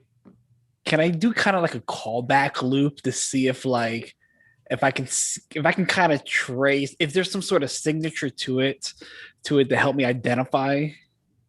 Sure. What sort of, yeah. So give me an example of what you think you would do, just so I can kind of think through how it would respond. Okay, so like normally when computers do sort of stuff and whatnot, there's signals going back and forth. I want to see how far back I can trace it, see if I can figure out, who may Okay. have seen it. Um, Kind of like a trace, Gotcha. It's the trace seems like it like if you're trying to route it through the ship, it's definitely coming from within the ship, and it seems to be, it's almost it seems like the words are being taken from other places and spliced in together, almost like kind of ransom note-y, cut and pasted together. Wow. So does this ship have a comm system? Not that you see on it, but you did hear over some sort of speaker system in the cargo area. You heard the response to you being there. So I let the group know primary signal is being masked via subnets. Really, I never would have guessed that. What does that mean? We've got the serial killers of spaceships. Oh, So, I don't know. Laptop, you know about ships. Where do you think the bridge would be? That way. And as you point that way, like I had mentioned that there are kind of like ribs almost coming down on the walls, metallic ribs. In between are almost very sheer metallic panels, and they kind of light up like bling, bling, bling, bling, bling, bling, bling, bling, back to you. Oh, like As Billy. you say that and point that direction, it's almost like lighting up almost like it's going to a melody, going up and then back to you. That's not ominous or anything. Like the ship wants us to go that way. Anyone else getting that feeling? Seems like it. I'm just like marching. Seems like this ship needs its guts ripped out. I'm just marching So- towards it, like, delivery must be. I'm sure it'll be fine. Also, So do you- just a quick question here. Rod, are you on a independent server? Do you have any?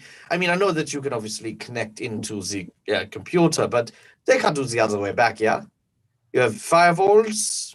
I know we bought you on Virus? Amazon, but Did you get a virus from this thing? So I would assume Digital worms. Correct me if I'm wrong, GM. After electrocuting myself for a while, how good are my security systems?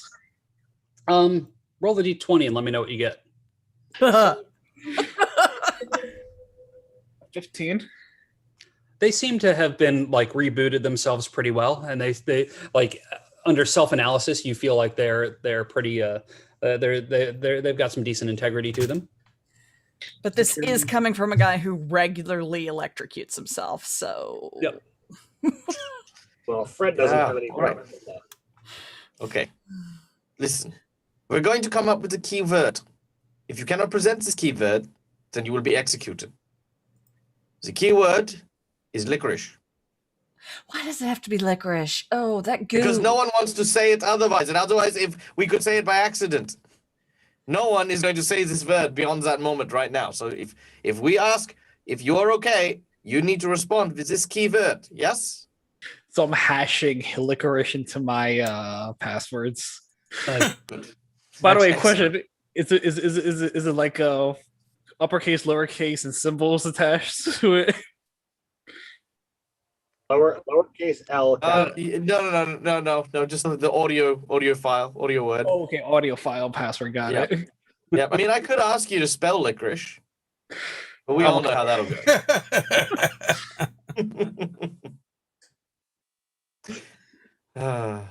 So what do you all do after deciding that licorice is the safe word? I start eating my hair. Fred likes licorice. All right. Fred I'll, would like licorice. You're- Your hair definitely tastes better than what you scooped up off the floor. Calder has other acquired tastes. How But have I you will, not gotten in worms yet? That's true. I don't know. But actually, I just, when I get nervous, I feel the need to chew. It soothes me. And just stock up on hardtack. I mean, I've got this, and she pulls out a vial of something. I could take this. You don't even know what it is. Oh no, I know what it is. It just wouldn't be a good time to take it right now. Well, then put it away. all right. Calder is going to walk in formation with Ripper. So are we heading to the bridge then, or following the lights, or both? I suspect it'll be the same. Very well. As you say that, it goes bling bling bling bling. So yeah, we'll follow the lights. Rar, when Yeah. you were connected, did you get any kind of ship schematics, any kind of, manifest Useful information. anything useful? Unable to retrieve information. Systems were under lock. Did you remember to flip the switch? Yes. All right. We're using the right language. It speaks Java. You can open and close doors, but you can't get in. Ooh. Java, so it's archaic. Interesting. Isn't that coffee? Yeah. Oh, coffee would be so good right now. Yeah, good luck finding that. Yeah. You're I all mean- saying that as Kaldar and Ripper are starting to walk down the hall, and as you go through it, you travel quite a long span and you don't see any doors at all. It's all just the same exact corridor. The same. Just for clarity's sake, we're following them. Okay, yeah. So, I figured as you were saying all these things and they were starting to take off, you were probably saying, We're gonna walk and talk. yeah, Laptop is absolutely, looking over his shoulder all the time, nervous as all get out that, those things are going to get through the door and just tear us apart. What would the order be, knowing that Ripper and Caldor are in the front? I will take up the rear, walking backwards I can take mid. with my shotgun, double-ended blast, whatever it is. I guess I'm, in between Rar and Para. Double-sided bang stick. Well, I mean, we should probably put Laptop at the back because he's got power armor. And he could probably take a hit a bit better than Well, he can. not Yeah, wearing. if you want to go behind me, and then I'll walk backwards and keep trained over your shoulder. I don't want to, but if you really want me to, I will. I would rather not get eaten. I've seen what happens. As you do that, you can start to hear what sounds like gnawing or scratching at the at the doors that are now behind you. As things are, maybe those creatures are done doing whatever they were doing, and they're trying to find their way through this door. Hey, look, Para, it looks like they're your friends. They chew on things too. What do you suppose they were doing with that netting, that webbing they were spitting up? I don't know. Maybe they were bringing it back to life. Maybe they were, actually they've got more sentience and think it, what you do to your dead. It was kind of interesting that they stopped attacking to do that. I don't know. Spiders wrap up their food for later. They look like bugs to me. Can I look around and see if there are any like sacks or cocoons that might hold like normal people?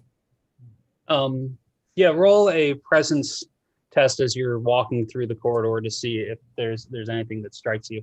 Did we all see the worm, or was it just the two that were right there? Just the two that were right there. I mean, it was like a tiny. It was a wee worm. Yeah. All right. I also have cockroach. So I reduced the DC of presence checks by 2. Okay. Wow. Well, presence and toughness. Mm-hmm. So I got an 11. As you're walking through, you don't see anything like that. You see almost like almost like slug trails along the ceiling from where you were, and they kind of stop after about maybe 3 minutes of walking. So through your assessment, and it's almost like they pool in this one area. They kind of have a slight glimmer to them, that perhaps maybe these creatures, this is where they had gotten to before they came to you. Like, It looks like this might be the trail of where they had gotten to, and then you arrived and they came to attack you. How wide is this hallway? It's about like 20 feet across. It's pretty big, and then it curves up to the top. So again, Laptop is completely paranoid. He is looking around, try to see if there's sacks, any kind of comm device, anything of value, anything of note. He's utterly murking it up. Yeah. Roll a presence test and just let me know what you get. Out of curiosity, while he's doing that, could I kind of like make a digital note in my head in case we need to cheese it back to the spaceship? Yeah, totally. Kind of like digital breadcrumbs. Yep. Mm-hmm. Yep. The main problem though that you're having while you're doing that, you're having to essentially record distance in your head because everything looks the same. Only a 9, sir. Okay. You're keeping an eye on everything, and it just seems to be just clean as can be. It's like it's almost like it's sterile in this part of the ship. Given the size of the ship, Mhm. does it seem odd that there's no turnoffs or anything, or is this normal? No, this is very odd. The whole interior of what you see, it does not really register with what you saw on the outside of the ship. Inside of here is not like any other ship you've ever seen before. The architecture is very bizarre, and it does not look This like ain't human right. made. Seems like a lot of wasted space in here. This ain't right. This ain't normal. What's really bothering me is whatever those creatures were doing to the dead bodies was more important than exterminating the active threat.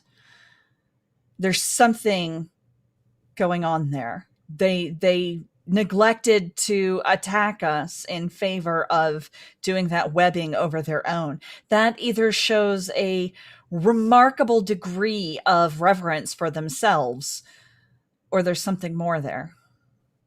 Or maybe a lack of care for us.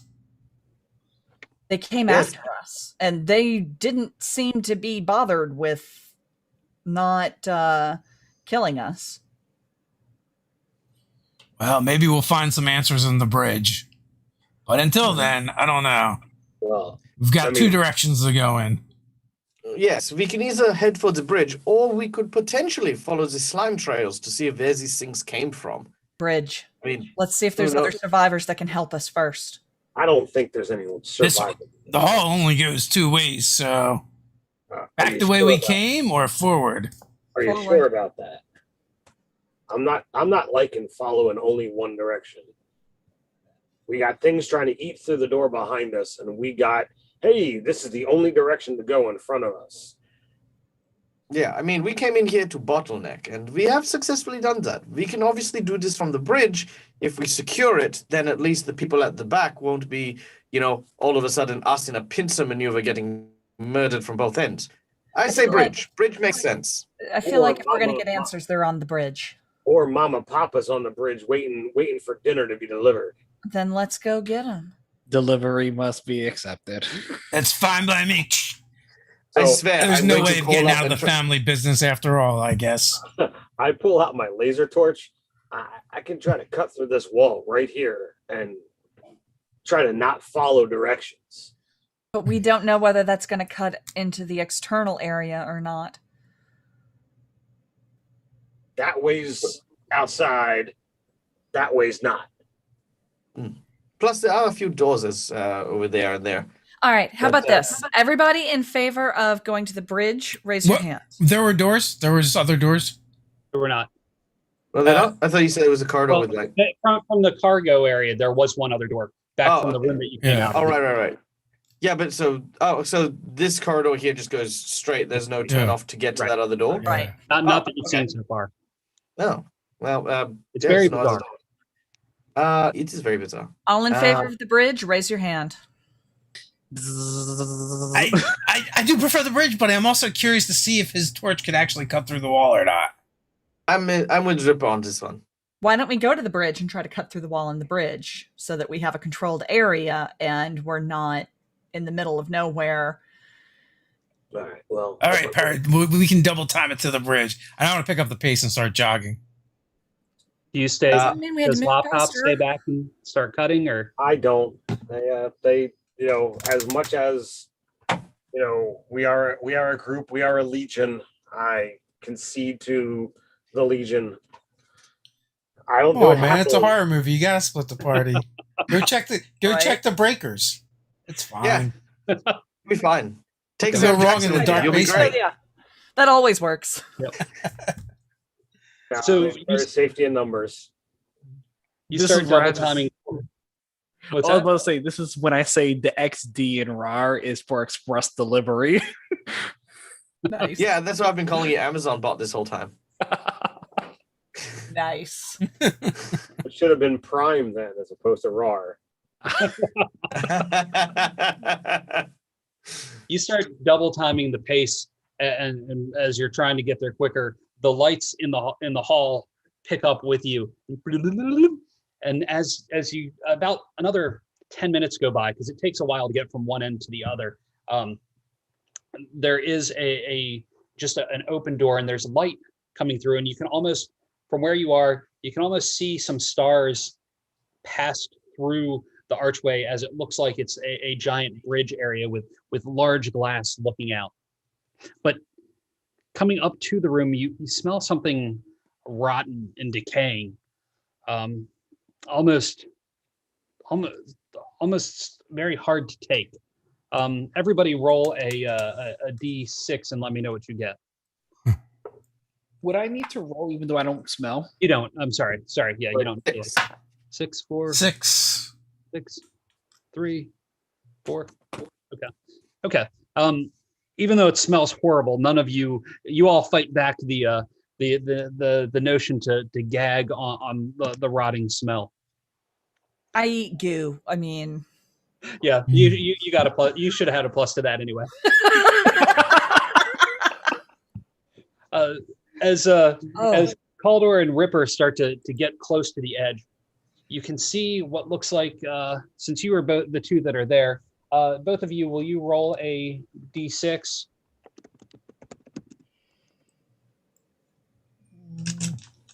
Two. 4. 2 and 4.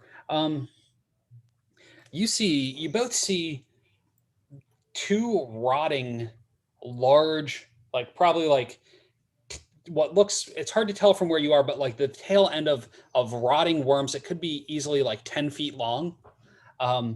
One, having knowledge of the different worms, one looks like it's probably a Nerdarch, which is the brain worm, and one is probably the Krur, which is the blood worm. They definitely have, they look significantly different, but they're very large. Like they have been inside a human at one point and then outgrown it by quite a bit. But they are decomposing. You can see the tail end as you're just kind of staring in. This is a larger bridge area because this is a freighter. There's multiple chairs. There's a lower deck that has some sort of computer type devices to navigate. And in here, the lights are just kind of flickering off and on. And so you're seeing little bits. Now, Ripper, you do have lights that you can shine on things, but the light that's in here and the starlight that's coming in from outside are kind of giving it a weird, definitely creepy horror type feel to it. Well, first of all, I turn to Para. Para, no, absolutely do not put those in your mouth. Do not lick, eat, taste, or touch the worms. okay. And then I move into the bridge to see if I can see what else is going on in here, other than creepy lighting. Oh, look at the survivors that we came to rescue.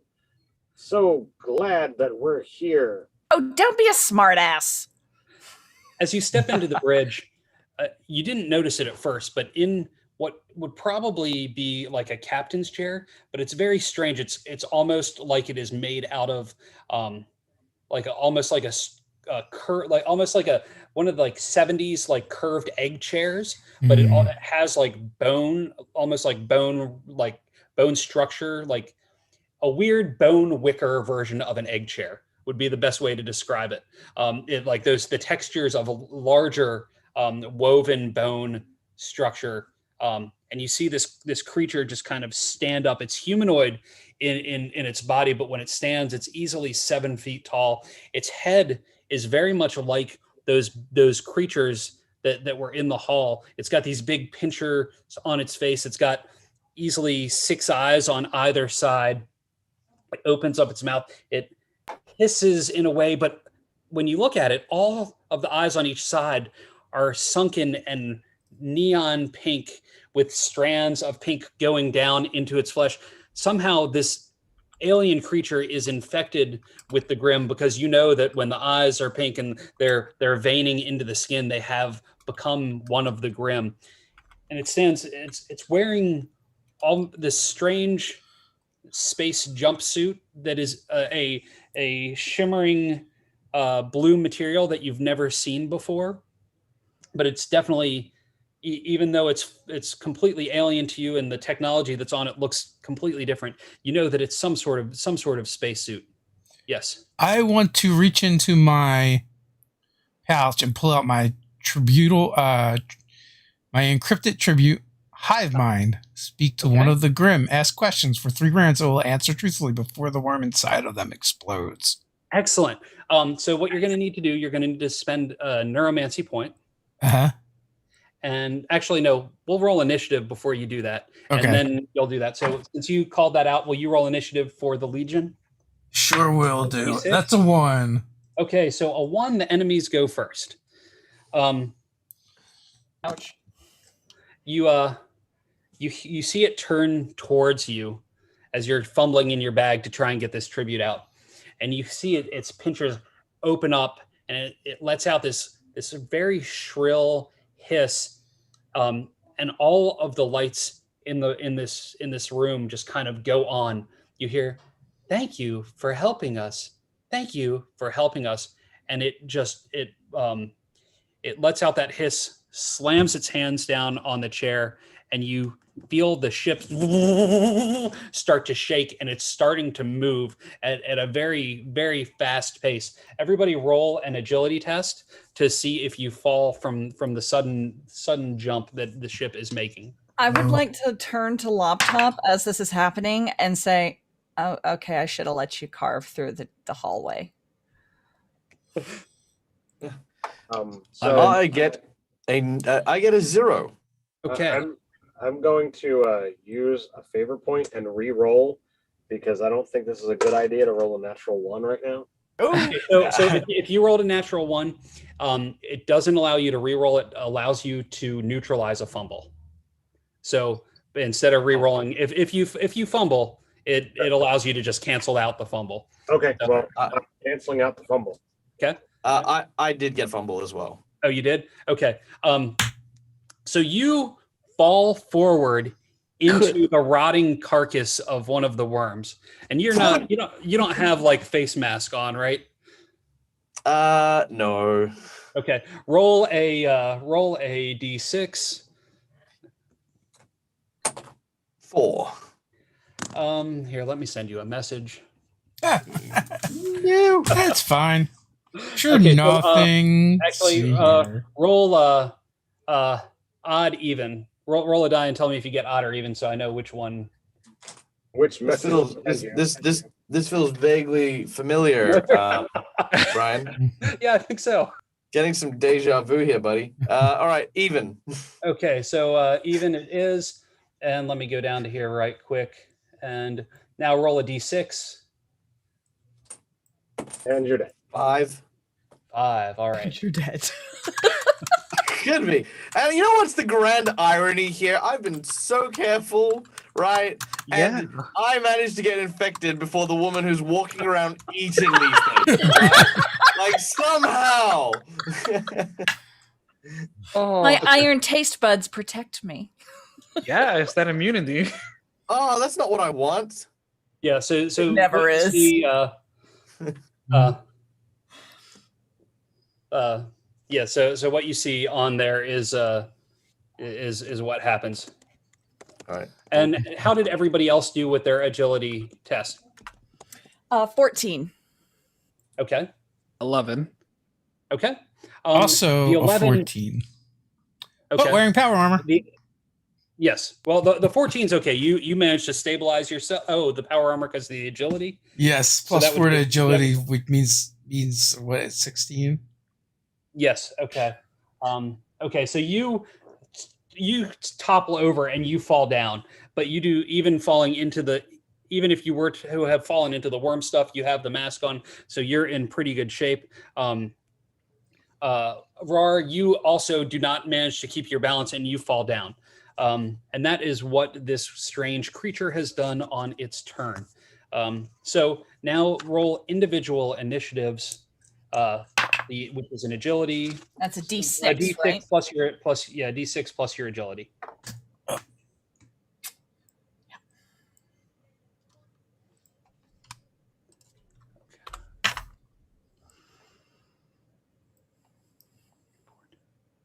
Okay, so the fours have it. So let's see. What's Roar's agility modifier and what is Ripper's agility modifier? A 1. Goose egg. Okay, so that means Ripper is going to go first. All Basically, the way to determine if you have the same number, see whoever has the higher agility and just have them go first. Got it. I mean, he was falling forward anyway, so I figure he's going toward the monster first anyway.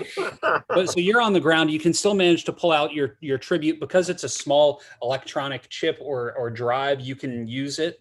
You need to spend a neuromancy point to do it, and then you have to roll a presence test. right. So, do you have to have an item to use neuromancy, or like, is there things that we can do? You have to have a tribute of Yeah, some it works off a sort, but tribute. you can find them in adventures Sure, as you yeah. go. No worries. So is a 4 going to do it? A 4 is not going to do it. So you're going to lose 2 hit points. You're going to be dizzy and disoriented for an Ooh. hour. Oh, no. And you're not going to want to try that again in the next hour. Oh, this At least creature from what cannot be you've heard. reasoned with. Negative reinforcement. Or what would you like to do? So as I'm falling down, can I use my shotgun to kind of keep myself from falling? Sure, yeah, you can do that to kind of roll with it. Yeah, and then like to get my rebalance of it. Okay, and you're shooting at this 7-foot tall alien creature. Indeed. So when you fail to use a tribute, does it expire? It does not. Okay. But if you fumble when using a tribute, cataclysmic condemnation occurs, which is really, really bad stuff. So like I hold it up, not anyone else want to try? Yes. So yeah, somebody else could use it. I'm gonna have to I'm gonna use a favor to re-roll this. I don't think a 4 is gonna do it. Or it's not going to do it. I rolled worse. 3. Excellent. That's unfortunate. Yes. It happens. So Para and Laptop, what are your agility modifiers? Like, Zero. Okay. Well, Para, will you go ahead and say what you're going to do? Yeah, I am going to pull out a lysergic poison and coat the dagger on my double-sided bang stick with it. Excellent. Okay. And then Laptop? So I'm looking to try and see, like, does this thing look like a general humanoid? So it looks, I mean, it's bipedal. It's about 7 feet tall. Its arms seem to be longer, like in proportion than humans' arms are. It's got like this big, almost giant ant-like head on it with big pinchers. Its fingers, it has 2 longer fingers and then 2 almost thumbs on either side. It would look like. The coloration is a very electric blue. It looks like it could have some sort of relation to the creatures that attacked you in the cargo area. Okay. So again, never saw anything like this species before. No. So I don't really think I've got any way of being dirty. So I'm just gonna shoot it. Okay. Roll the presence test.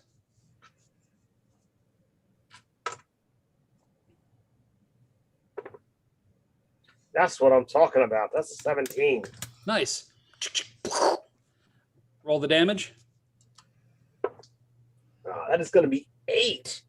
Oh, nicely done. Yeah. You see like, oh, and actually, I'm sorry, roll a d4 as well.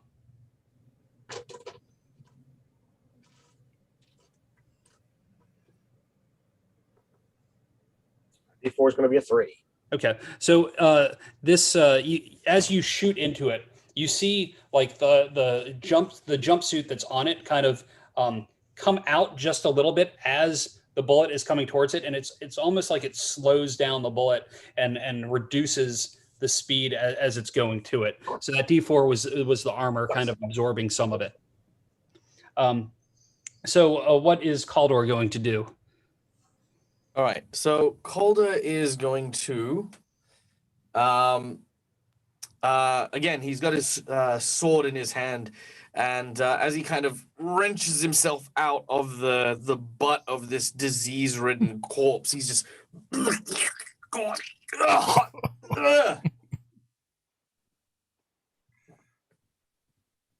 I want to go home now. As he looks at the humanoid creature and he says, "You did this to me." As he pulls out the saber, he then activates it using one of the energy charges. You watch as this kind of thin vibration of light that encases it as it becomes an energy sword. And I'm going to attack this slimy, ant-headed, insert Vast Grimm cuss words. Oh, that is cocked. I'm going to roll it again. That is a 17 on strength. That hits. Roll the damage and then roll a d4 to see what it says. Right. Damage is 9. Soaked is 1. Yeah. You slice into it and you see like the fabric, the weird meshy fabric kind of tear underneath the electro sword as it and it turns towards you. And for its turn, it is going to try and put its big pincher mouth around your arm and roll an agility test to see if you can avoid it. That is a 12. That succeeds the agility dodge. So you managed to move just out of the way of it. As you hear lots of scraping and little coming from further down in the ship. Does it sound like they've gotten past the door? It sounds like something has gotten past the door.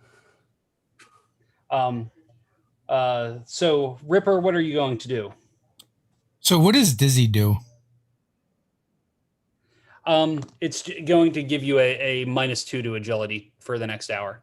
So if I hit myself with it, it works. Does that have any effect on that? Yeah, I'd say that would go ahead and take care of. Okay, because it says it mess. eradicates all infection and radiation poisoning. Okay. Yeah, I'll say that works. So I'm going to reach to my hip and pull out this needle gun I have, and put it under my jaw and pull the trigger. Do I have to make any rolls for that? No, you can just do it. That's the stuff. And I get back 5, which I can only get back 2. So excellent. So then we're going to go to Roar. What are you see him do that? What are you going to do? And you hear sounds coming from down in the corridor. I just want to call out, can anybody shut that door behind us? You know what? That's not a bad idea. As I'm gonna turn around to, input my spleen to close the door. Why the spleen? Why not a kidney? I like the spleen that he uses to interact with computers. Yeah. The kidney does something else. Mm-hmm. Yeah. Got to filter out the bad stuff. I'm gonna make an announcement to the group, or rather my brigade, kind of like self-destruct is always an option. Remember, ding. Mm-hmm.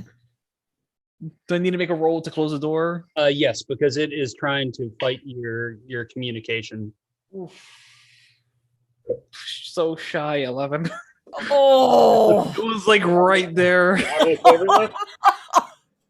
As you're trying to shut it, you're getting messages back like, "Don't forget, you're here to help us."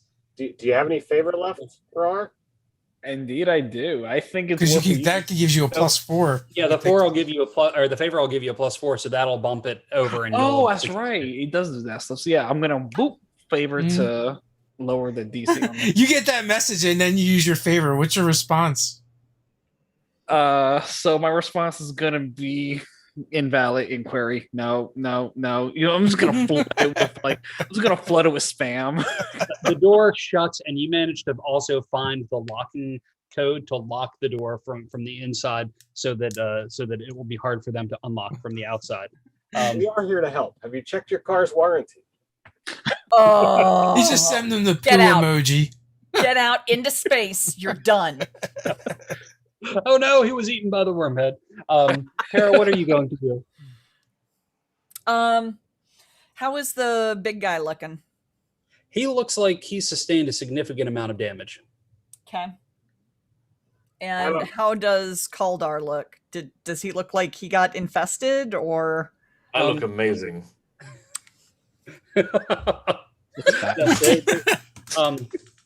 He just took a huge chunk out of this bug creature with his sword. And he did it with ease and style, and also managed to avoid getting pinched on by this creature. So he looks like he's moving along quite well. I am going to shoot the creature. So when people can become infected by worms, Yeah. and they aren't automatically. Oh, there's not like an the immediate visible Right. effect. Right. Okay. There's a 1 in 6 chance that you'll become the Grimm immediately, but every day that you're infected, you roll again to see what your parasitic pain is. Okay. Okay. And then I have, I'm going to shoot. And I'm missing. Okay. Do you have any favor? Nope. I had one. Favorites are Knowing that I might shoot myself in the foot here, or more specifically, knowing that I might have Parrot shoot me in the foot here, is there any rules for, like, if she's shooting at someone that's being engaged in a melee situation, for damage or shots to hit the people engaged? They're not in the current rules, but there's going to be third-party licensing, so anybody can write specific rules towards that if they want to. There isn't currently. Got it. Okay. Good. So I just wanted to ask, just because I'm curious. No, that's a good question. So Laptop, what are you going to do? So now that this creature is engaged with Kaldor, and he's got several significant wounds in it, can I kind of aim for those said weakened shots? Sure. Yep. So would this be a 2 or a 3? Hang on, let me look at that real quick. Dirty player, game 3. If you can prove that it will be truly underhanded attack. I think that would be underhanded. Go ahead and give it a 3. I didn't really need it because it's a 19 on the die. Nice. So that's a 23 to hit for 7 damage, and he soaks 3 of it. Okay, so he took a total of 4. Yep. Excellent. He you see him like the creature starts to wince even more as let's see. Oh, sorry. Kaldor, what are you going to do? It's trying to move away from you just a little bit. All right, so Kaldor changes his form. As his first attack was more of a slash around the midsection, he quickly corrects his stance, standing very, very tall. And as he does so, he then thrusts directly forward, and he's going to move so that when the impact, sort of penetrates and goes through, I'm going to try and move in the same direction that he's trying to retreat, in hopes of like also pushing him further, or like trying to pin him against something behind him. Just trying to you can push him into the back of the chair. Just kind of nail him to the back of the chair, kind of deal. All right. Do it up. All right, I'm going to burn a favor on this because I really, really want it. So I'm going to lower the test of this by 4. Do you want to wait and see? Because you can wait to. You can roll the die and find out. I can roll it after. Yeah, okay. I'll wait to see what happens after. I will. You can always make it do maximum. Not 20. Oh! Not only do you do double damage, I'm glad I waited. Do double damage, and also after this round, his armor is now a D2 instead of a D4. Can I Nice. burn my last favor to give it max damage? You could, yeah. Yeah, let's do that. Okay. Nice. Okay, so it's a D10 because it's the energy sword, so that's 10 points damage. If it crits, does it do double? Yes. Yes, that's 20 damage. Describe I how you want to destroyed the destroy chair by this creature. accident. So Michael, do you want to describe how you take this creature out? Oh yeah, okay. So as Calder makes that thrusting motion, he kind of hits this switch. Raw suddenly feels this kind of wave of pleasure going through his body as just the electricity that comes from the blade is now so powerful. It's just sort of creating these tiny little motes of electricity flying through the air, and all together. Yeah, just basking in it, soaking it in. As he thrusts, it's almost like puncturing through like a sheet of like what do you call it? Cling wrap. Mhm. And all that electricity focuses in on that central point as he thrusts it straight into the center mass of this creature. And instead of pinning him, there is this perfect circle with sizzled flesh just in the center, and behind the chair, and behind the console on the other side of the actual chair, Nice. Excellent. with like glowing rings. Just And as your sword as you pull the sword out, the body just kind of crumples to the ground. Because Para, you are in the general vicinity, will you roll a D6 and let me know what you get?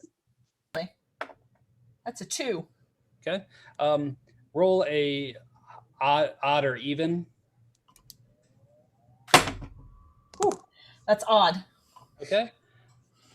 Stand by, and then roll one more D6 if you don't mind. Sure. That's a 1. Okay. Sorry, guys. It's all good. The ones are never good.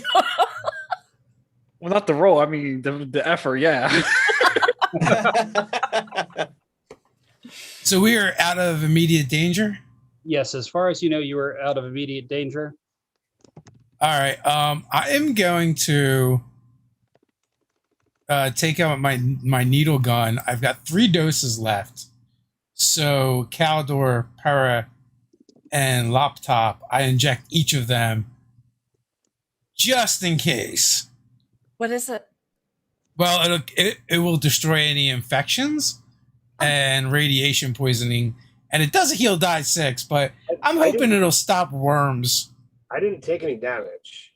I haven't taken any either. Yeah, but that's not what I'm really worried about. You're worried about me eating random things and being infected. Yes.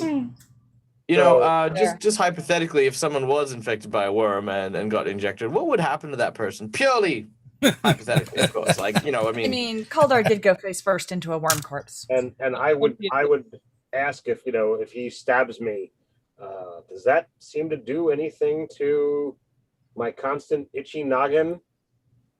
Yeah, it does not.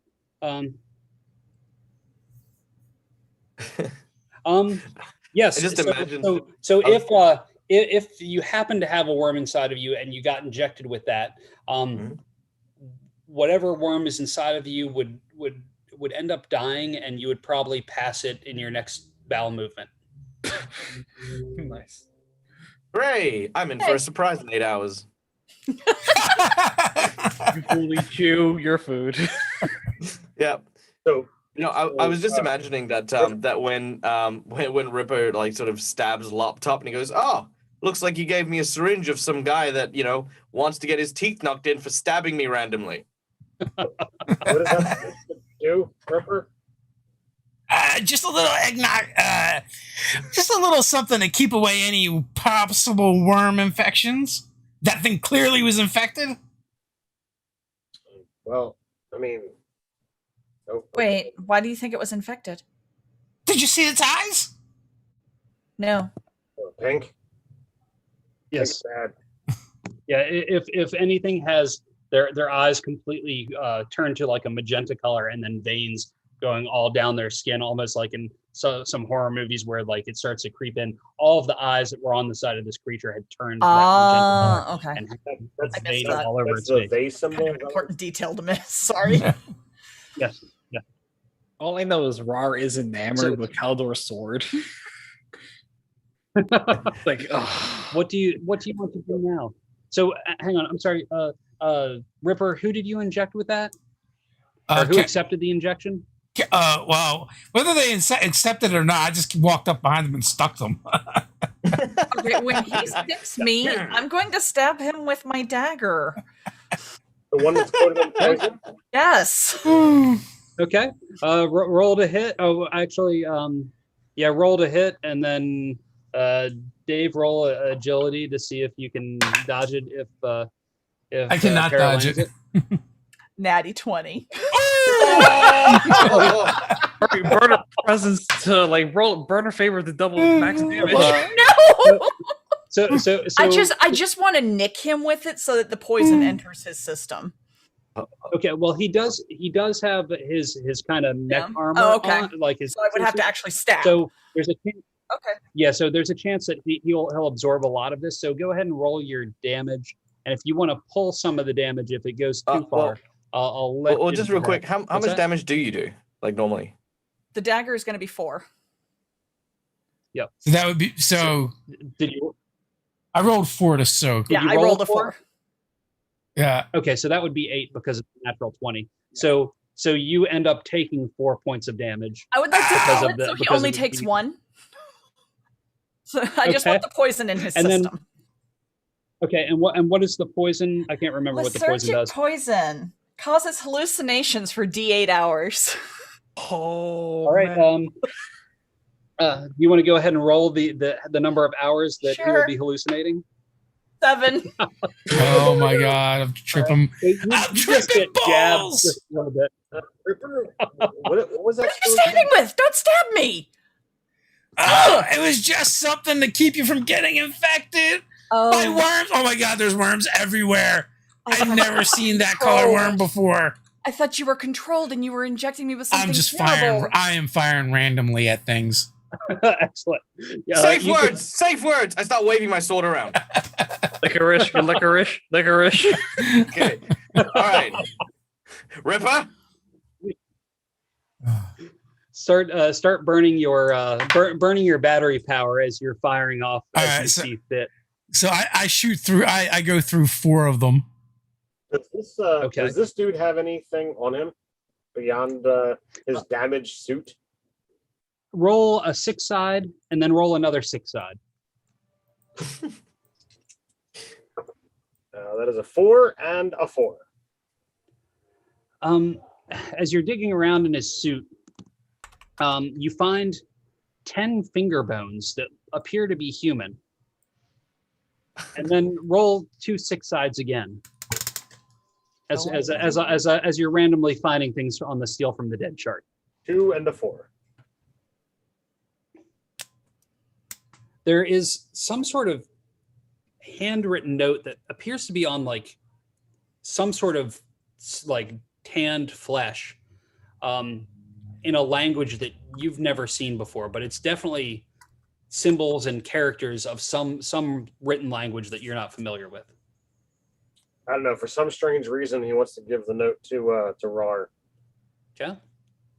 Sacre bleu. Is it in French? It is not in French. It is in some alien language that is completely unknown to you as a delivery bot. It's written in flesh. You know, the robot likes to kill all humans or something along those lines. May I see it? Can I read it? Make a perception check. Presence? I mean presence. Sorry, thank you. I'm like, perception. How do we do that? Start with a P. The 17? I'm gonna send you a note. Oh, okay. Yeah, I get a note. DM whispers. DM whispers. I love DM whispers. They're so much fun. Hey, Rar, with that thing dead, is it any easier for you to access the ship? Oh, that's a good question. Oh, excellent. I doubt it's going to be any easier. I mean, I don't think. I'm gonna like use my spleen. Don't put it in there. It's a mouth with teeth. Are there any mechanical parts to this thing? The thing that we killed. They have some different like pieces of electronic parts on their armor itself, but it's not like they're cybernetic at all. They're not cyborgs. Okay. Sorry, when I was typing the note, I missed what you all had said that you were doing, aside from something having teeth. So having the cybernetics on this person, it proves the reason he's the one that was messing around with the systems, and we inquired if we could check to see if it's any easier to access the information now that this dude is toast. Okay. Go ahead and try and you want to sit in like the captain's seat as it would be on the ship and try and connect in that way. Yeah, of We course. blow on the smoking hole first. Right on the seat. Like an N64 cartridge. Yeah. Are there any external exits from here? This, because this is a larger bridge, it has the entrance that you came on the one side. It has an entrance on the exact opposite, and there's something that there's almost like stairs up to a higher level with doors that go up on the next level. Okay. So I am under the stairs with my pulse rifle and just like back and forth with the muzzle, like all freaked out. Like, if you don't come near me, I will shoot you. Ripper, buddy, it's okay. It's okay. You're imagining things because you freaked me out and I stabbed you with a poison. Back off! You've got 7 eyes. Are they magenta? No, they're swirly. See, so I'm okay. As you're saying that, Roar, you're dialed in, and all of a sudden you're just getting overloaded with information. It's like all of a sudden you can start to understand the language barrier that was there before, and the general gist is that whoever was piloting the ship recently came here. They were here for some sort of revenge because something about them had been destroyed by giant worms, and they're trying to track them down. First, wow. Second, I relayed this information to the party, saying, warning, presence of giant worms may be nearby. So what about cargo, crew, cargo? Can you vent the ship except for the bridge? Ooh, could I? That is the question. You wanna try and do that? Sure. Let's that's gonna be a pretty difficult task because it's you're not really familiar with how this ship operates.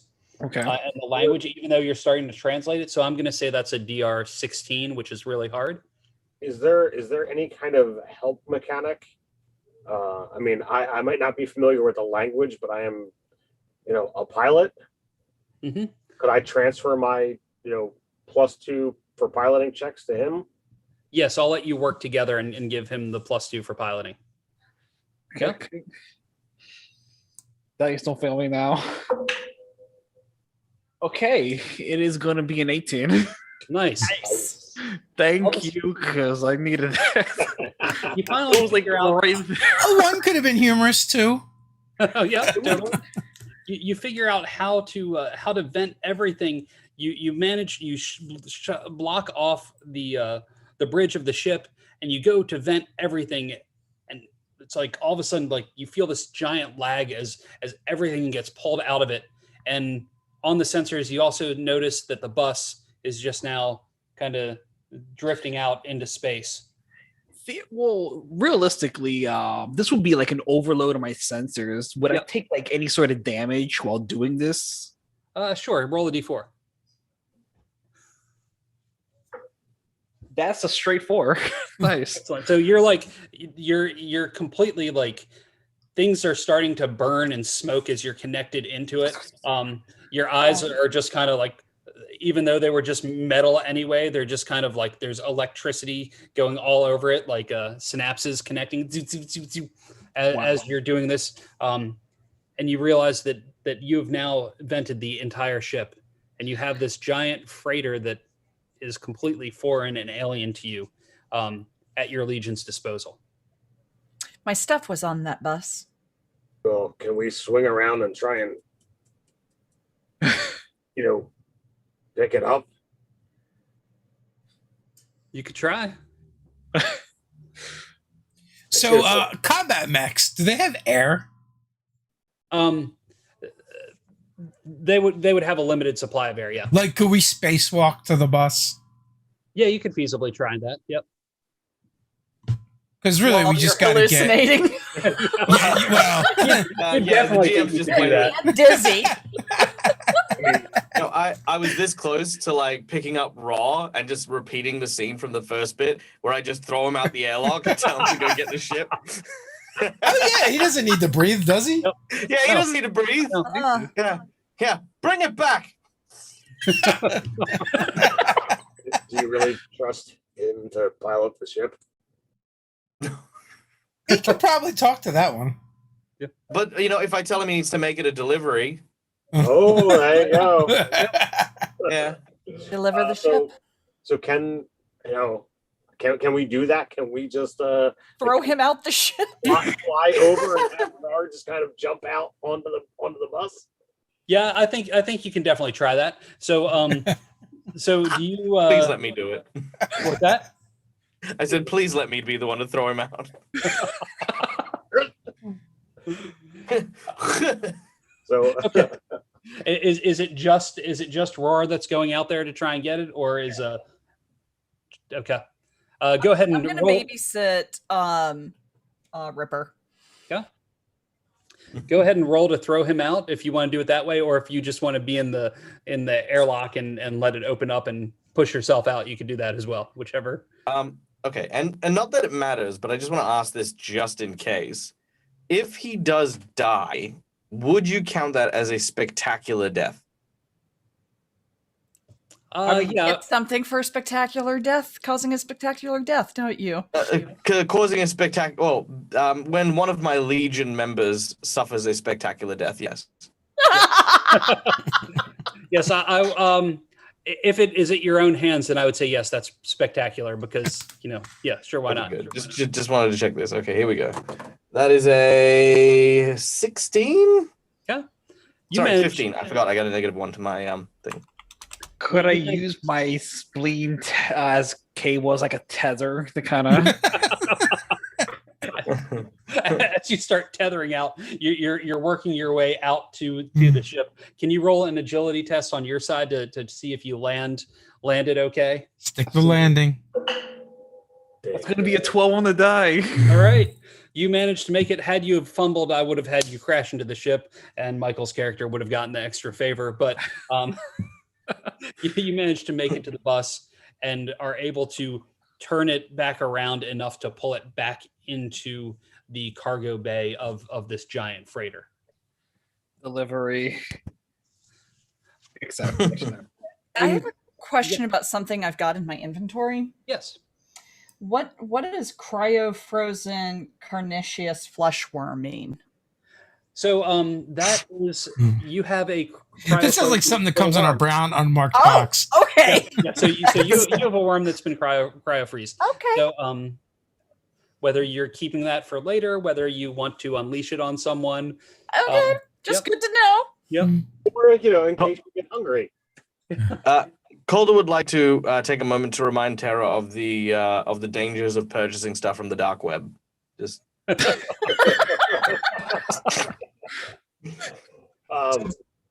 So I mean, I'm looking at this. I've got a note and 10 finger bones, and I'm down to 2 rounds.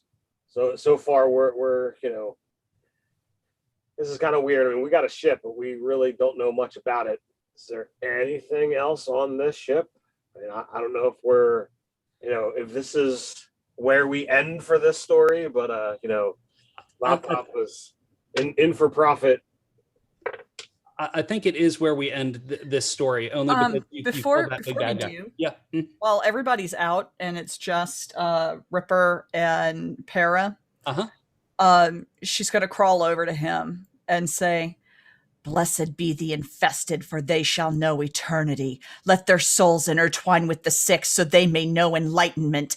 This is the time of they. So it is written, so shall they be." And she releases the worm on him. I am actually a devout. that is a great place for it to end. Perfect. Nice. That's so cool. Thank you all for playing. Tonight's adventure, when I had in the Discord, when I had you rolling random things, the things that came about were that you had a ship known as a bus. It was called the Rogue Python. Where you wander is on a giant abandoned freighter where the tech is unlike anything you've seen. Who contacts you was an electronic voice through a radio, and that it would be overrun by insects, D6 their size. And then I also rolled for a random room thing, and that was shredded husks of 2 large worms are on the bridge. So that's kind of how this whole story came together. That's cool. Nice. That's really cool. Awesome. This That's was awesome. really fun. Also, I feel it's really important for people to know that one of the things you can buy on the equipment list is a pregnancy test. And it might tell you if you're pregnant or if you have worms. Gotta watch out for those worms. I mean, so 2 of you became infected during this game, whether you know it or not. And luckily, Dave's character had that injector that had the healing thing that got rid of him, because that was random. As a twisted biochemist, at the beginning of each day, you make these concoctions and you roll on the random chart to see what you get. And he happened to get 2 of that concoction with his random character. So it could have been something completely different had he mixed up a different batch that day, and 2 of you could have been infected for much longer. So who Nice. actually was also infected? I was infected. I had a blood parasite. So if I took damage, I just gushed fountains of blood, which is awesome when I have 4 hit points. I had an optic nervous worm. Yep. So it impacted my agility, my defend agility tests, aim presence tests, and strike strength tests. And that was right at the very end. I had a worm in me, but I never really did. That itching at my skull. I believe there's a worm in there. I don't know exactly what's causing it, but the inside of your skull has an incessant itch, which you believe is a worm. You call Fred. You talk to Fred. So that's why I occasionally talk to somebody unknown named Fred. Being in this universe, you've seen terrible things, and a lot of it's changed you, and not usually for the better. So I have a super specific question here. Yep. Because I wanted to do this, but nothing ever came up for it. So my character is actually a vampire. I'm an energy vampire, so pain and misery fuels me. When a member of my legion is killed, I gain an additional favor. If it was a brutal kill, then I get 2 favors. The item I owned, the tribute I owned, was one deceased creature who has been deceased for no more than 3 days is then brought back to life with a -2 permanence to their presence. When I was infected by the worm, if I killed myself while holding my tribute item, could I have killed myself in a gory fashion, gained 2 favor, and then resurrected myself, but because I'm the creature and not the worm, I'm no longer infected? Huh. Hyper specific, but it was literally something, for some reason, that your random generator gave me as a potential option. I would think that you would be dead. Somebody else would have to pick up your tribute, use it to resurrect you. You would get the favors for that. And I would get the favors for it. Okay. Oh no, I would get the favors for the kill. I guess they would get the favors for it. Yeah. But I think once you're dead, if that worm's still inside you and still alive, it's gonna find its way out and try and find another vessel to live inside of. Okay. As they do. But that's completely up to the GM's discretion. Yeah, and but that's still cool though. It's cool that that's one of the things you can actually play around with, because one thing I love about this is Vast Grimm is such a simple system. It's so easy to kind of pick up and go, but there is still a complexity to it that makes sure that it's still fresh and vibrant and interesting. Even just the dynamics and the differences between our characters, both personality-wise and what we were capable of, was awesome. Was absolutely awesome. So, thank you so much for once again, running a game and letting us go through this awesome thing. Yeah. Yes. Super fun. Thank you. Thank you for running. Thanks everyone for playing. Everyone's links are in the description. Go check them out, and also check out Vast Grimm out over on GameFound. It's fully funded. Tons of stretch goals unlocked. Nerdarchy will be writing an adventure. You got a couple other people writing adventures. Also writing an adventure. Nice. I'm writing an adventure. Hey yo. So Yep. So there's a lot of cool stuff coming your way. If you like dice, you might want to check it out for that as well. Pick out the dice. So there's so many cool things. But with that, until next time, stay nerdy. Hey, Nerdy. Hey, nerdy.